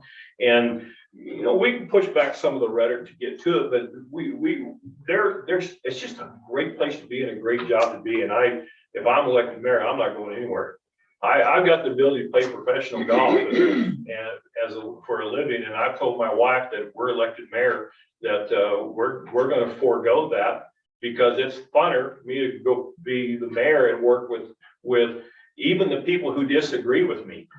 Marty can attest to the fact that, we made a decision with our fire chief this past week that was painstaking to do. And he'll attest to you that subject has come up several times since May, me being encouraged by residents and council and staff to take some action. And I fought for that individual. And Absolutely. nobody wants to do that. But there comes a point where we have a fiduciary responsibility to the rest of the community where you have to make decisions like that. And Marty alluded to that. Sometimes you have to say no. Sometimes you have to make hard decisions. My greatest attribute and my weakest attribute, I cannot do accounting. This guy and that woman over there are some of the best accountants I've ever seen in my life. They are fantastic at what they do. But when it comes to infrastructure and when it comes to long-term planning, I'm extremely qualified and I'm very passionate about doing it. And I bring a very sensible, logical approach to it that doesn't burden our community. Awesome. Thank you. Marty?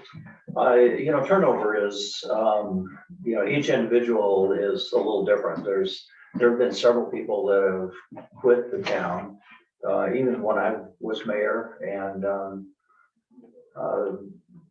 3 people left because I left, because they liked working with me. And I can't blame them in a way, because when they put the feelers out, I don't know the numbers exactly. I haven't asked exactly. My wife kind of looked them up. Ben probably doubled at least, maybe at least doubled his salary when he left here and he went to Moab. And he's doing the same job over there and he's making twice as much money. And he's where he wants to hang out and bike and Jeep in Moab. I mean, it was lifestyle for him and it was money. We couldn't compete with that kind of a salary anyway. There's just no way. That stuff happens. But some of that stuff happens, because there are, I don't know, probably nobody in this room, but there's a couple people that make life a little uncomfortable in the office because of their harassment. And so that's why some people don't stick around more than anything, is because they get tired of the crap that residents give them.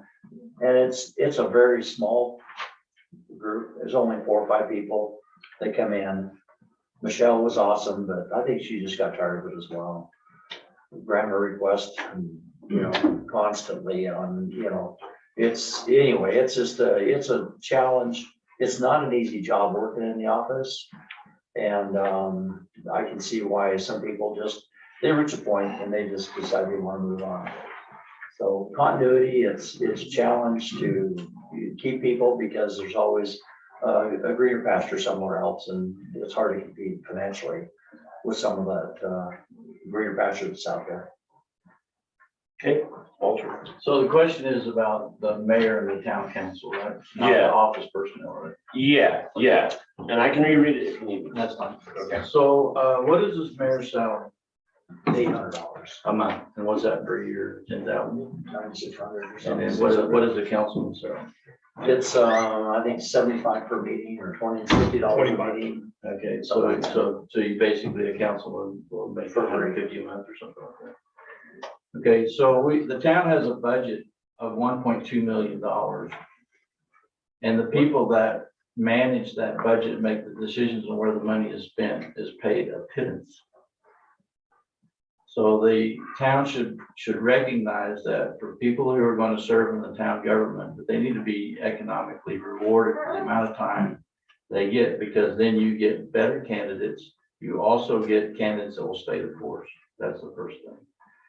The second thing is that if you guys elect me mayor, one of the things that I'm going to try to do is that if a candidate quits before their term is up, that they can't reapply for an appointment on either the mayorship or the town council.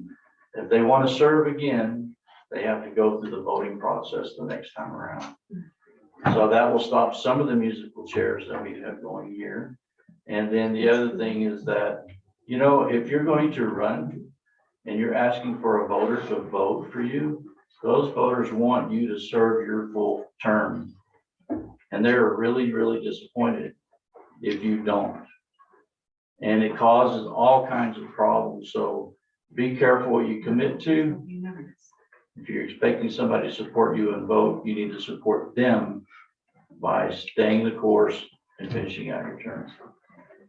Okay, as a point of order, is this meeting going till 8:30 from 6:30? It was supposed to be 6 to 8, but we started at 6:30, so Okay. 8:30 is when it's supposed So to now be. it's 8:30. If you guys want, we'll take a few more questions. It's kind of what you guys want. I'm willing to do whatever. Just open it up to them. I have to get to Gap, so I stay to midnight. Okay. So what we could do is do one more question from the card. If you guys can pick one of the questions off your sheet and tell me which number you would like to have answered, maybe we'll do that and then just open it to kind of raise your hand, ask a question and direct it to who you want. And I'm willing to be here as long as y'all want to. Y'all, Yeah. you can vote along too? Well, I'm from wherever I need to be. Okay, does that work for everybody?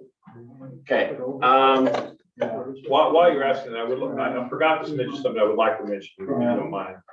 Our current staff and our current council, these couple of these guys retired, but we've got a great staff in the office, and we've worked through some kinks through the spring, but we've got a couple of folks that worked in here, including this guy sitting over here that helps out too. The environment's getting pretty good in our office, and we're having a good solid environment there to work in. did you guys pick a number? I think we'll go with, number 9. Okay. Got the double cheeseburger with fries. They want to biggie size it. I'm sitting, well, maybe they're just asking how big it is. Okay, so how big is the holding pond? And again, I think this is about the subdivision over by your place. Okay. How big is the holding pond? If it overflows, where will the water run?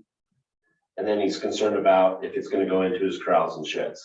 Like it did before and down Zion Circle and all over down your.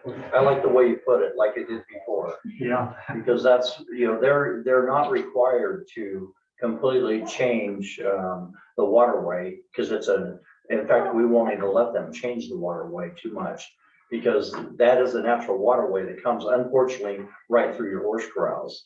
What we're trying to do, though, is put a holding pond there that it gets to there and it stops. But it doesn't mean that, we get this 50 or 100-year flood that comes and it overflows that.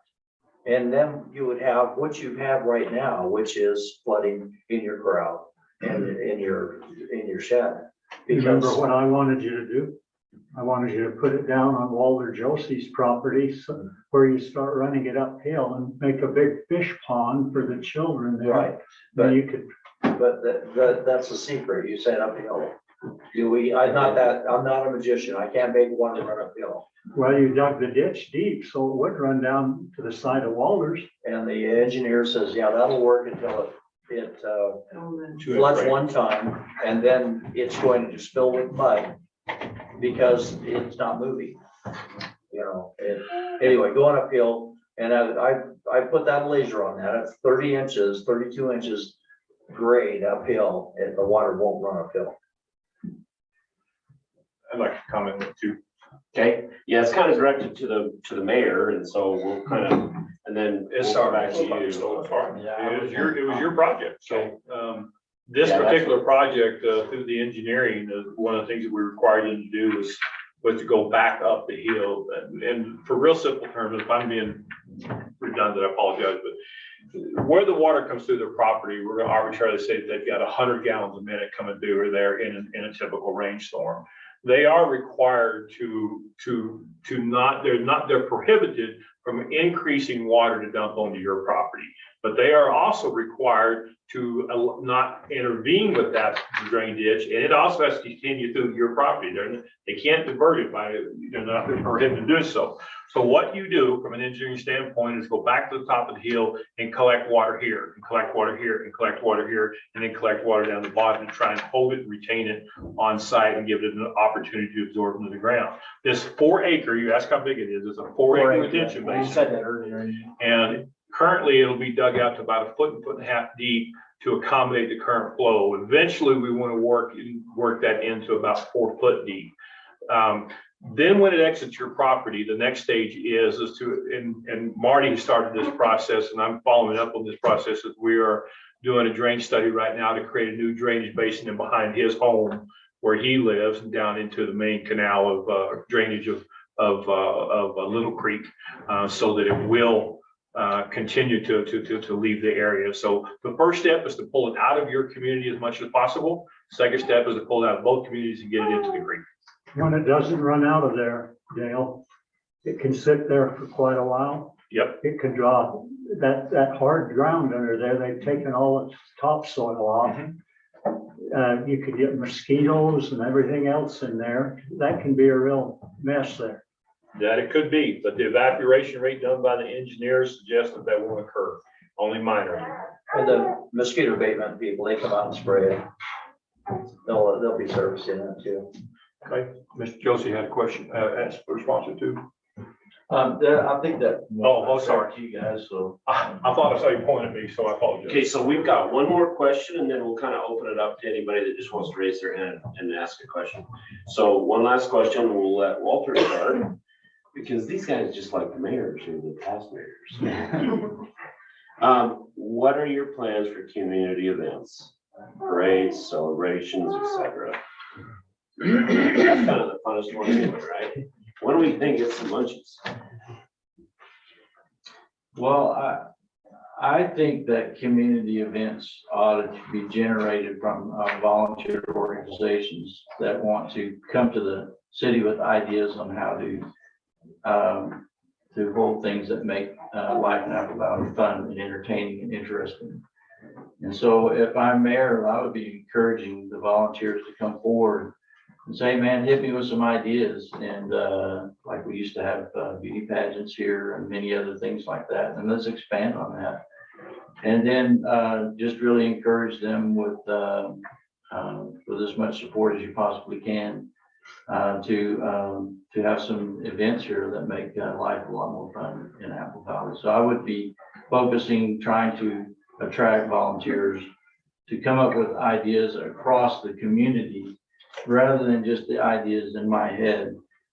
I'm more or less focused on what other people have to think and what they have to add, and then encourage them to come forward and organize those things with the town support. I think that would be really a lot of fun. Okay. Can I answer that too? Mhm. Yeah, we'll let Alfredo answer that. Events are just, they're a lot of fun. They're a time to try to get everybody to come together. I approached the fire department with the idea that every event is the fire department event, because I want them to participate. We miss that they never show up at our events. It breaks my heart that they don't. And I want them to all show up, and I want them in uniform, their t-shirts, that kind of thing. And they're the ones that scooping the ice cream for an ice cream social. And maybe they have a bucket there, drop your buck in here, that kind of thing. And we make it so it's even a fundraiser every event. I suggested to them that they have the ability to get freebies from Ace Hardware, whoever. And you go in there and you have this cool tool set that, impact drill, that kind of stuff, that they can get donated from Schultz and Products and things like that. And so let's have a drawing every time we have one of these ice cream socials. And the benefit or the proceeds go to the fire department. And this would help us bring the community together, the fire department, the town, everybody together, and stop this bickering back and forth stuff. And this is a suggestion I gave them. And they don't want that to happen. Is pretty much where that ended up being, but that's how we can fix it. And that would be what would really help. Because when you're out there cooking hot dogs together, you're scooping ice cream together, you can't help but laugh and have a good time together. And that's what we need to bring the community back together again. I'd like to see it happen. Yep. Sorry. Kate, can you turn it off first, please? So we'll talk about- Yeah, I had it on silent, I was thinking we were gonna be done, we are. I'm gonna break my rule and somewhat say two negative things, because I want to expound on what Marty said. I also tried to follow up with that with the fire department to get them somewhat engaged, and they had no interest in doing so. They even went to the degree of trying to plan an event back, we had a cookout in the park back in the spring. We wanted to use the fire bay to conduct it because of the weather. And we, as a town council, the mayor's office was denied usage of the fire bay, and said, you're not using our fire bay to conduct your community events. It went on to got even drastically worse. I said, okay, we'll have it out there. I'll get all the equipment out. So I'm pulling out the barbecue grills and the tables and everything. And obviously I can't carry everything, but I pull some things out of the building, close the door, and I'm carrying them around to there, and I'm going to get ice and come back. And I made the mistake of leaving a table sitting out here in the front of the building. And I'm gonna take 3 minutes to explain this. I left the table sitting out there. Our past fire chief and fire captain went to council members and demanded that I be arrested because I came into the fire bay and I brought a table out and I left it out in front of their building, and I intentionally interfered with the fire department trying to do their job. That I intentionally tried to prevent them from being able to go on calls, et cetera, et cetera. So I'm gonna expound on that, because that has been the environment that Marty suffered for, and I suffered for as well. I have reached out and tried to form a couple of committees. I see someone in the audience tonight that I'm very happy to see here, because I spoke to that family earlier today, and they were quite reluctant to come up here because they just don't want to live in an environment full of rhetoricy and arguing and fighting and bickering, and that comes from the politicizing of this office through those types of meetings. We went on and had our barbecue out in the pavilion, and me and Richard and Marty cooked for about probably 50 people, I think, and it was a grand time. We got to visit with everybody, and then at the end of towards the end of it, we had one of the residents say, well, aren't you can get up and talk? Why do I need to get up and talk? Well, we came for the politics. This isn't about politics. This is about community. So there is a working force in our community that tries desperately to prevent those type of activities to come forward. It has killed, it has smothered, it has discouraged, it's got people in my neighborhood putting their homes up for sale because they just don't want to live in this type of environment. And I got called by the St. George newspaper 2 days ago, and one of the questions they asked me was why do you think there's such a great division in your community? And my answer is I don't believe there is a great division in this community. Yes. I think you're listening to 5, 10, 15 people, but there's 850 residents in this community. The other 845 or 40 people that you're not hearing from are honest, hardworking, respectable people who don't come out in the public and call their neighbors jackasses. And until you listen to them, you can't truthfully ascertain whether or not there's a division in this community. I don't believe that division exists. I believe that this country faces moral challenges because of what I call the voice of Hollywood that seems to dictate and set the tone for all of the politics in this country. And I believe we have that same element right here in this community. We have that handful of 5 or 10 people that should have been here in these seats tonight, refuse to participate in this meeting, refuse to participate in the previous meetings. They don't want to come up here and be a part of this community. You go read their statements and all they want is the damn power to tell you how to live. That is not government to me. Government is sitting here and listening to What you guys want? to this gentleman who has an indifference opinion of most of the things that I have an opinion about. But yet John and I can still go have a soda pop and he doesn't have to hate me for my opinions and I don't have to hate him for his. And until we come to that conclusion, that's the rhetoric that you're going to continue to hear to. And it is not the responsibility of this council. It is not the responsibility of this mayor's office to unite these people. It's this community's responsibility to unite itself. May I add a little? Absolutely. I think so. Yeah, absolutely. I mean, I don't. One of the reasons I like the approach of having volunteers run events is because if you elect me mayor and I'm going to be here for 4 years, there's a really, really good chance at some point in that time, even the people that support me with their vote are not going to like me. And then, of course, there's going to be people that didn't support me with their vote that's not going to like me either. And so because you have the politic aspect of it, then I would rather go to a neutral party running the events. The town just supports it. And that way, folks from all kinds of different points of view will want to come to an event like that because it's not sponsored by a mayor that they don't like or a town councilman that they don't like, et cetera, et cetera. It's a town or a community event, not an event that the mayor put on. So that's the reason why I like that approach, and I wanted to spend a few seconds with you. Okay, let's open it up. I agree, except I want to say to him, One last thing. I want to say to him what the committee, the people I asked to serve on the committee, I want to clarify that. You're absolutely right. I believe you're right. I believe there should be a committee of the residents, but the residents don't want to do it anymore. They've just lost their heart. They've lost their soul. This challenges of this rhetoric that's going around in the community is just sucking the life and enjoyment out of a lot of the people who live in this town. And it just needs to stop. Thank you. If you guys will allow me, I will say something. No. Is it okay? No. You have freedom of speech, my friend. You No. go there. It's our meeting, you get to. No, well, it's about this whole issue. And You didn't bring the ice cream and pizza tonight. I brought all my cookies. Hey, no, the meeting's not done yet. You don't know. You don't know. Who knows? It could get better. I would just say this. The Uzona Chamber of Commerce is your Chamber of Commerce. Okay? Carol is willing to have any of you call her up and say, hey, what can we do to kind of get things going and help do stuff in your community? Okay? We would love to sponsor events out here. We would love to help you in any way we possibly can to do that. And I'll say this.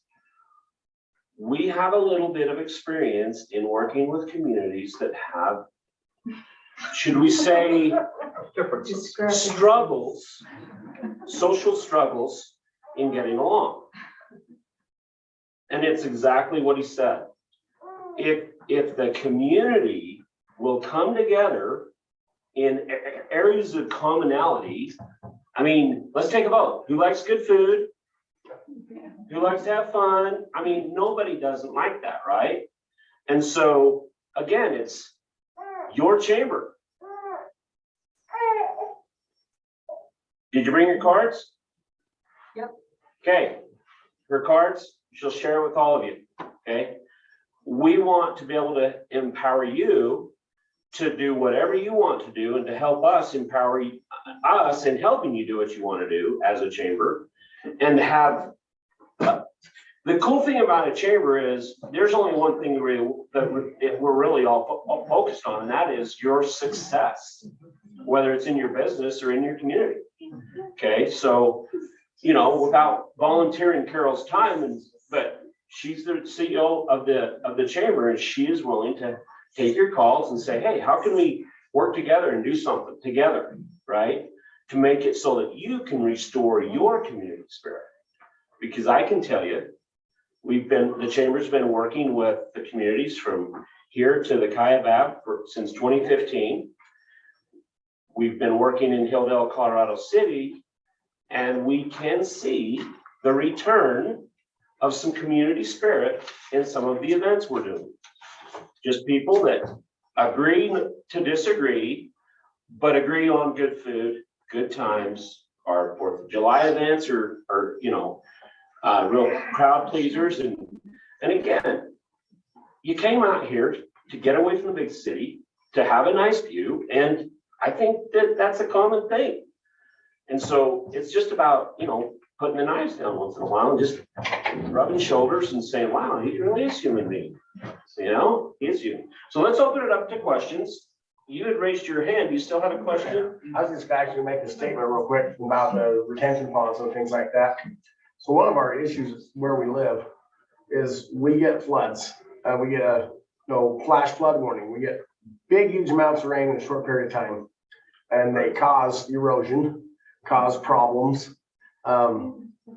Retention ponds, number one, are pretty much required by law. Utah state law says that you are required to hold your water on your property or get it to a public drainage of some sort. Okay, so retention ponds, if everybody would start doing them, number one, our aquifers would fill up. Where the heck do you think the water goes? It goes in the ground. We're all complaining about we don't have enough water because we all let it run down the street and everybody's trying to divert it from their property. Get it away from here. Build a dang pond. Let it go back in the ground so that it refills our aquifers. That's also part of our law. So everybody needs to do that and focus on that and quit trying to run it down to the neighbor and flood out his yard. So anyway, sorry. Yeah. Anybody else? Any questions, follow-up questions, clarification questions? When's the next party questions? It all boils down to money. It does. Now, down in St. George in Washington, they've got a lot of ponds they put in full of fish for people to come and fish in. It takes water. Now, I don't know if that water runs back into the aquifer. Maybe it does. But No.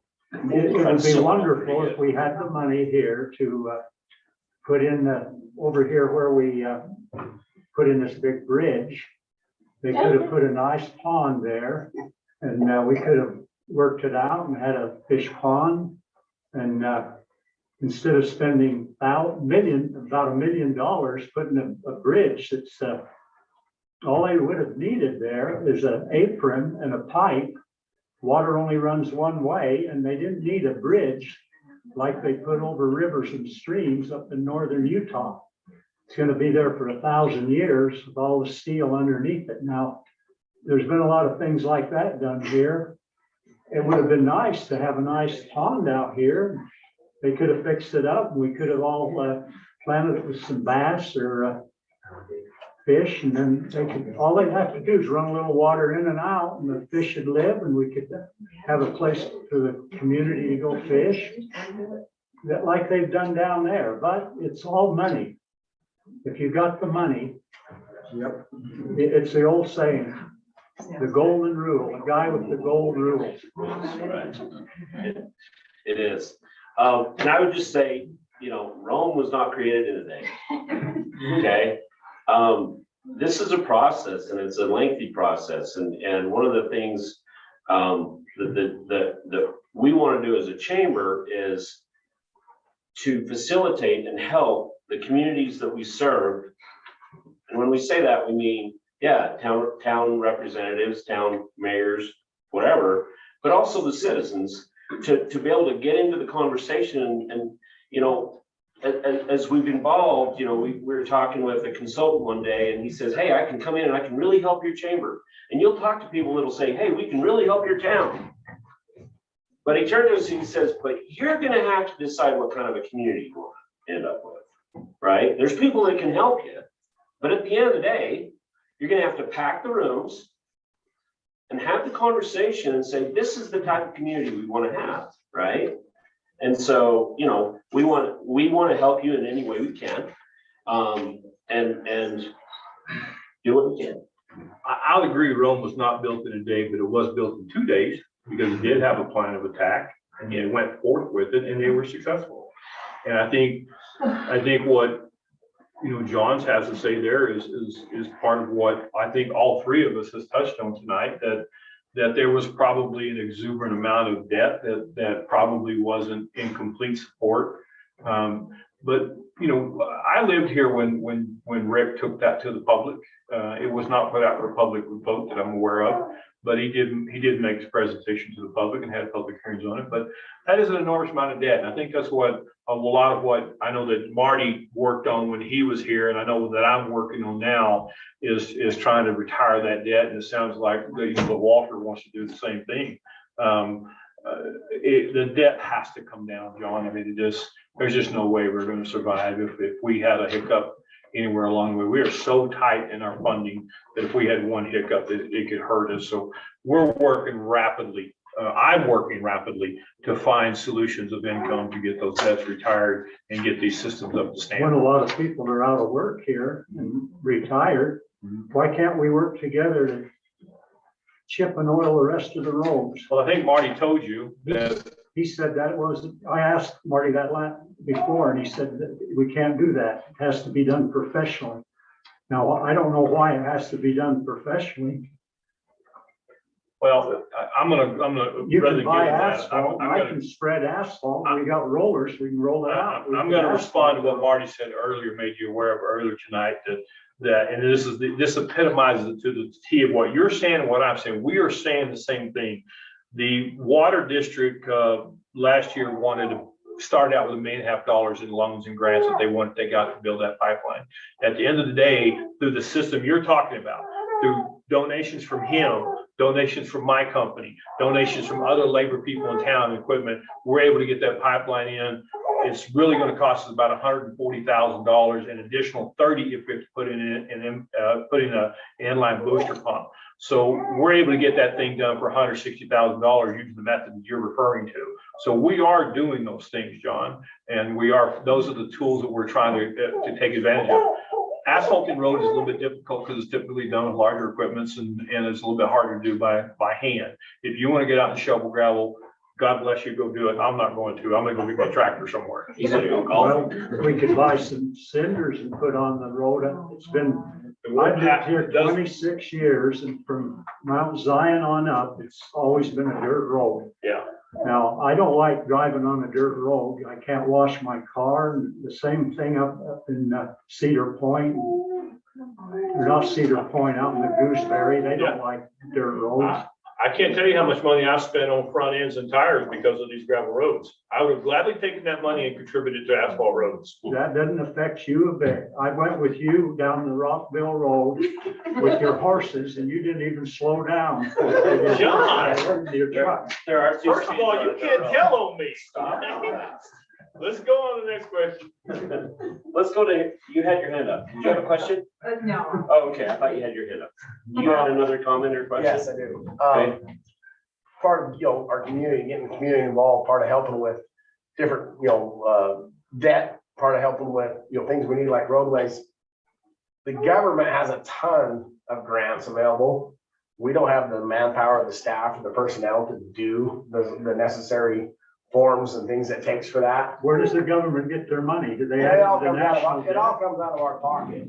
It's not the point. The point We is, just added on to the there's national debt. money available to do things like roads and to do other things like that, but somebody has to go ask for it. And there's certain ways that you ask for it, and if somebody has the time, somebody wants to come here and volunteer their time. If you look at Colorado City Hilldale, those guys have perfected how to ask that money, and they get more stuff for free than you could shake a stick at. Okay, the guy that was sitting right here, he was involved with the police force out there for quite a long time. If we have a police officer, the police officer can ask the military for extra surplus equipment for dozers, for, material handling equipment, for making cinders and or making road base, for all kinds of road graders, for paving equipment, for new trucks, new fire trucks. The police can ask for it through the federal government, through the military, and we can get that stuff for free. That's how the Hilldale and Car City got there, but we need people here that can do it. People that Actually, know how to do it. in their defense, they didn't do it for free. I didn't. They had to learn how to get along. Well, okay. And there's a price you pay for that. Yes. Sometimes it's in ego coins. It all comes down to how good the cookies We are. we need more volunteers is what I was trying to say. Yeah. Come and spend the time. I've been volunteering for years, helping with roads and trying to keep our front ends put together for Mhm. all these dirt roads. Yeah. We need more volunteers. There's Well, not enough of us out I have to agree with John here, because I've seen you and your kids drive down the dirt road, and y'all are way worse than I am. there. I don't know about that. Sounds like a derby in the making or something. That's what we need to have. We need to have a Tell town derby derby. with some hot dogs. You surely have I some think questions I'll back there, make that don't you? corner around right by my house and dig that sand pit up every time Oh, yeah? in that derby. Surely, with all your intelligence. With you. I had a question about the accesses off the highway. What you see in the future as far as making it safer for residents? First and foremost is to bring on law enforcement to our town without expounding our budgets, that we can help control the speed and the maintenance of those highways. We decreased the speed limits out here on these roadways, and I dare to say it had zero impact on the speeding coming down these highways. So that's my first goal, and it's public record, so we are currently advertising for a police officer / fire chief that can serve in both capacities, that we can support through the current funding that we have without an increase. And we're probably 95 or 90% of hitting that target, and we hope to make that announcement that posting closes Friday at 5 p.m., correct, John? And that posting closes at 5 p.m. and we'll start those interview process Monday, Tuesday, Wednesday next week to bring a full presence police officer, not necessarily full-time police officer, but full presence police officer here in our community. Is he gonna be the dog catcher too? We probably will use him for a code enforcement, but not for a dog catcher. Why do you charge for licenses? You don't have a dog pound. We send them down to the county. They don't want them down there. Want and require to take a Bergen has, different deal. Bergen has a contract for all the areas in the county that do not have a dog pound, so that's why they go. Take them down the hill. I tried to take one down once and they said they couldn't accept it because You can't take a coyotes. The second thing to answer your question, to answer your question, the second step to that after requiring a police officer is we're currently working on our master road transportation plan, both with our engineers and UDOT. And over the course of, I'm gonna say probably 3 to 5 years, we will be working towards eliminating the multiple driveways that we have access onto Highway 59, replacing them with frontage roads development through developers to help pay for that, so that we can reduce it down to about 5 interchanges on Highway 59. There's 2 reasons for doing that. Traffic control is one, but we also have a light ordinance in our community that we're trying desperately to protect and keep from being violated or circumvented. If we continue to allow these entryways into Highway 59 and growth comes greater than we want, we're going to end up just like Hurricane, with stoplights on every one of those interchanges, which would violate our natural skies, which would violate the community desire that we've had here for 15 years, that we want, this is the community we want to be. So those 2 steps are the steps that we're taking primarily to control this Highway 59. Good question, thank you. Very good question. Our time is well spent. At least I hope you guys feel like it's been well spent. It has been for me. Can I ask one? Yeah, sure. Was that a question for everyone? Oh, yeah, let's do that. Yeah, let's do that. Thank Or you, thank just- you. Keep I'm me in just mind. clarifying, or is it for, No, sure, I'd like. to- Yeah. Absolutely. Let's go ahead. Thank you. Oh, we're just waiting. I'm gonna turn it over to you. All right. Do you have any ideas? What's your thoughts about that? About how to make things safer? I think having less turnoffs is definitely the first step. There's just too many roads going onto the highway. And what's your most, concern, what's your biggest concern about getting on the highway and getting run over? Yeah, it's just not safe getting on most of those turnoffs. And so if you have less, access to the highway, you think that makes it safer? That and then just better improved turn lanes really isn't the answer to it. Okay, so you're not concerned about once people get on the highway that they're going too fast or anything like that? Not particularly. Okay, so that's not a big problem. So, I would like to ask Dale, what's it gonna cost for that policeman? Is he gonna have a car?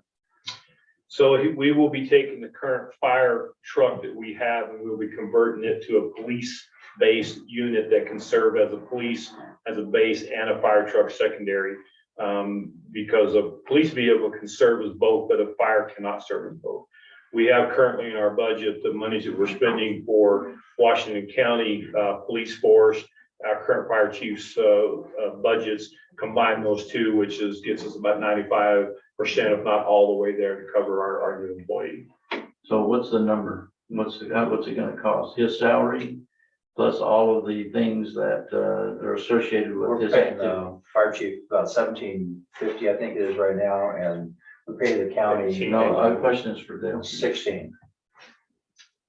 The question- We are paying right now approximately 30, 18,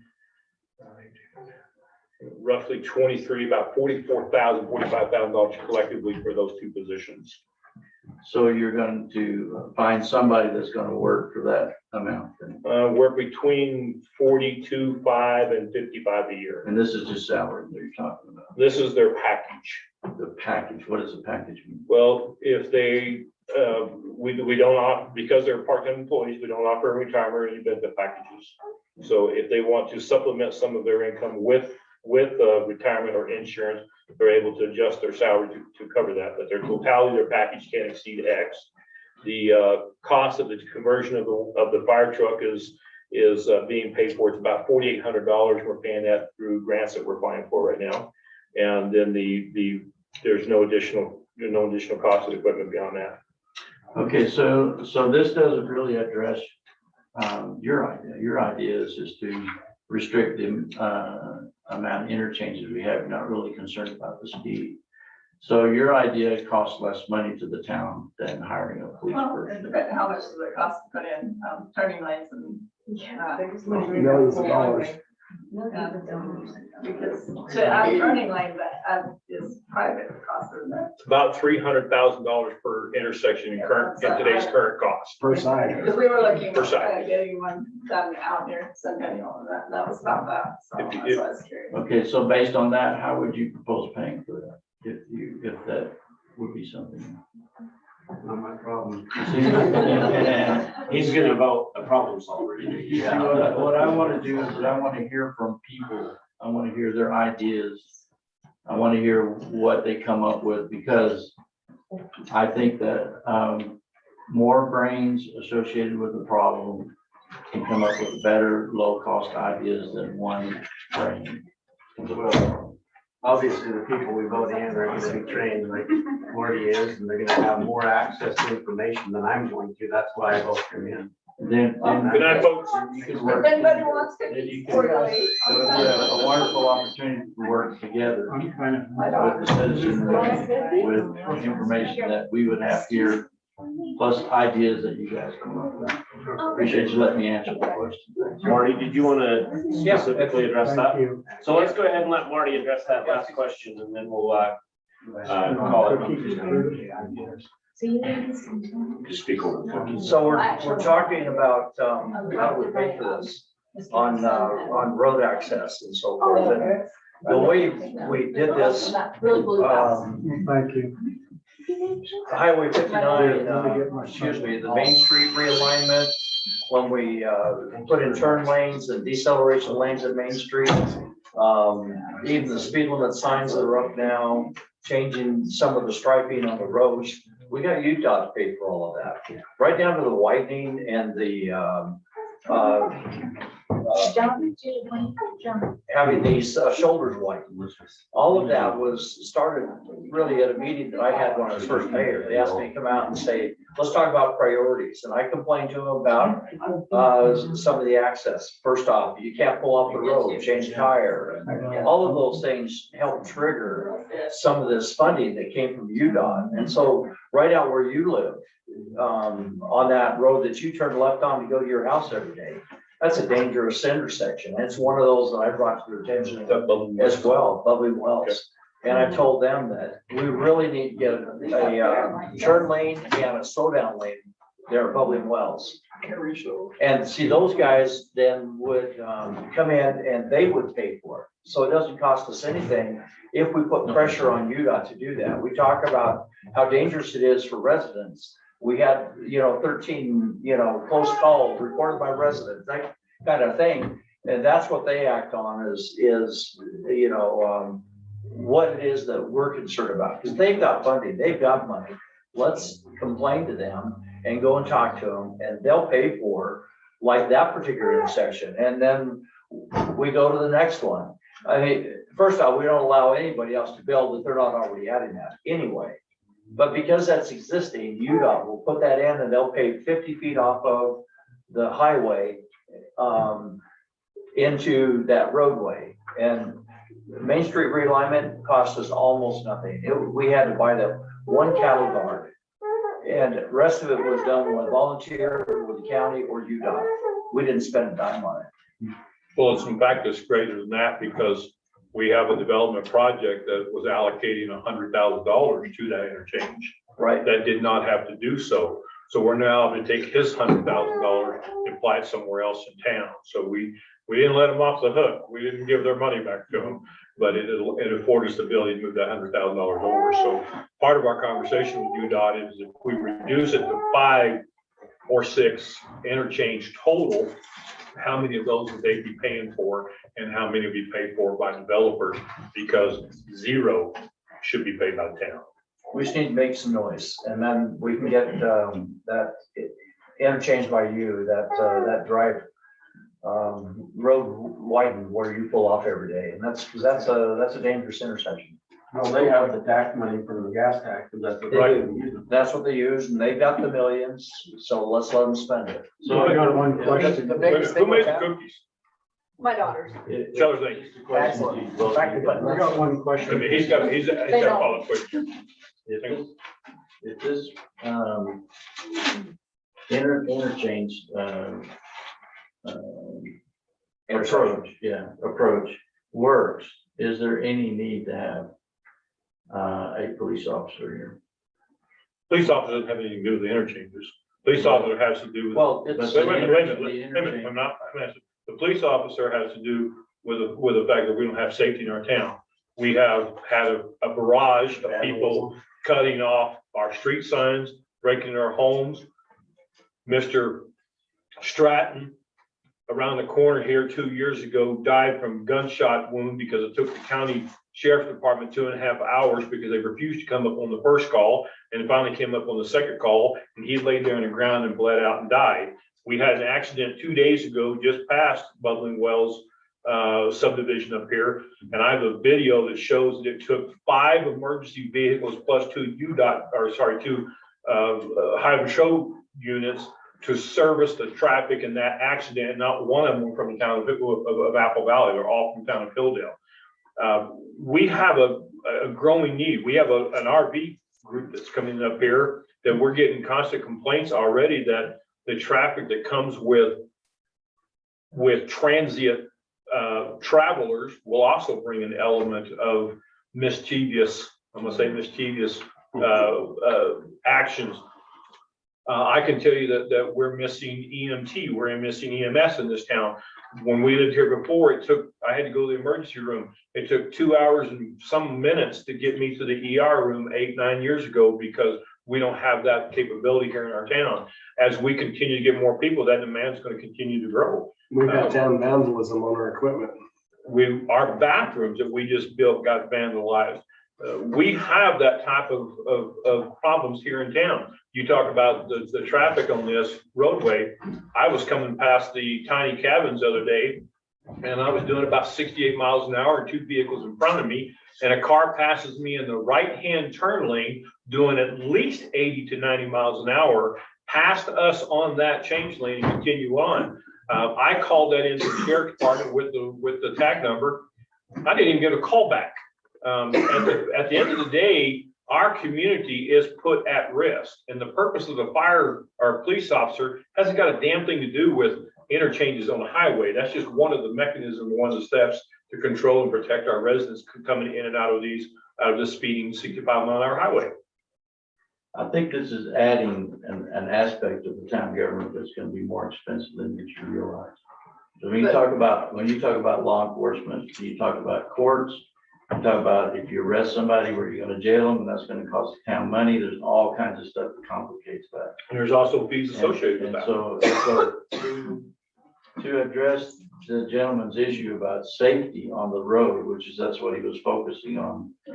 I don't think we need a police officer for that. I think you just do it with. No problem. So what kind of fee, Him, not me. what kind of fees are gonna happen from having, I mean, obviously we're gonna get revenue from speeding tickets. And that hopefully you're gonna help, because there's a lot of speeders on the highway. But isn't that gonna generate some revenue for the town that will also help pay for those expenses? Yes, but I don't like to use the word revenue from police, from Okay, tickets. but it's true, but that's what it is. I mean, you're But gonna have income coming in. Right. It's it's another source. But if that you helps receive a ticket, if you receive a ticket in our town, offset, yeah. the courts assess a fee to you by which you have to pay for the cost of that court system. It's not passed on to the town, it's the cost of the town. No, I know, but I'm The jail saying will be county too, right? you're gonna get some revenue that's gonna offset his. You're welcome to say that. I don't want to say that. I don't like that term. Good question. Yes. I do know that you get access to funding that you will not get. And that's what Richard alluded to. There is funding available that can only come through a police department. So that there is a benefit to that in that aspect. Okay, well, appreciate everybody coming out. Hey, Thank you very for much. putting this on. As- My sister. Yes. Well, and I would say that if you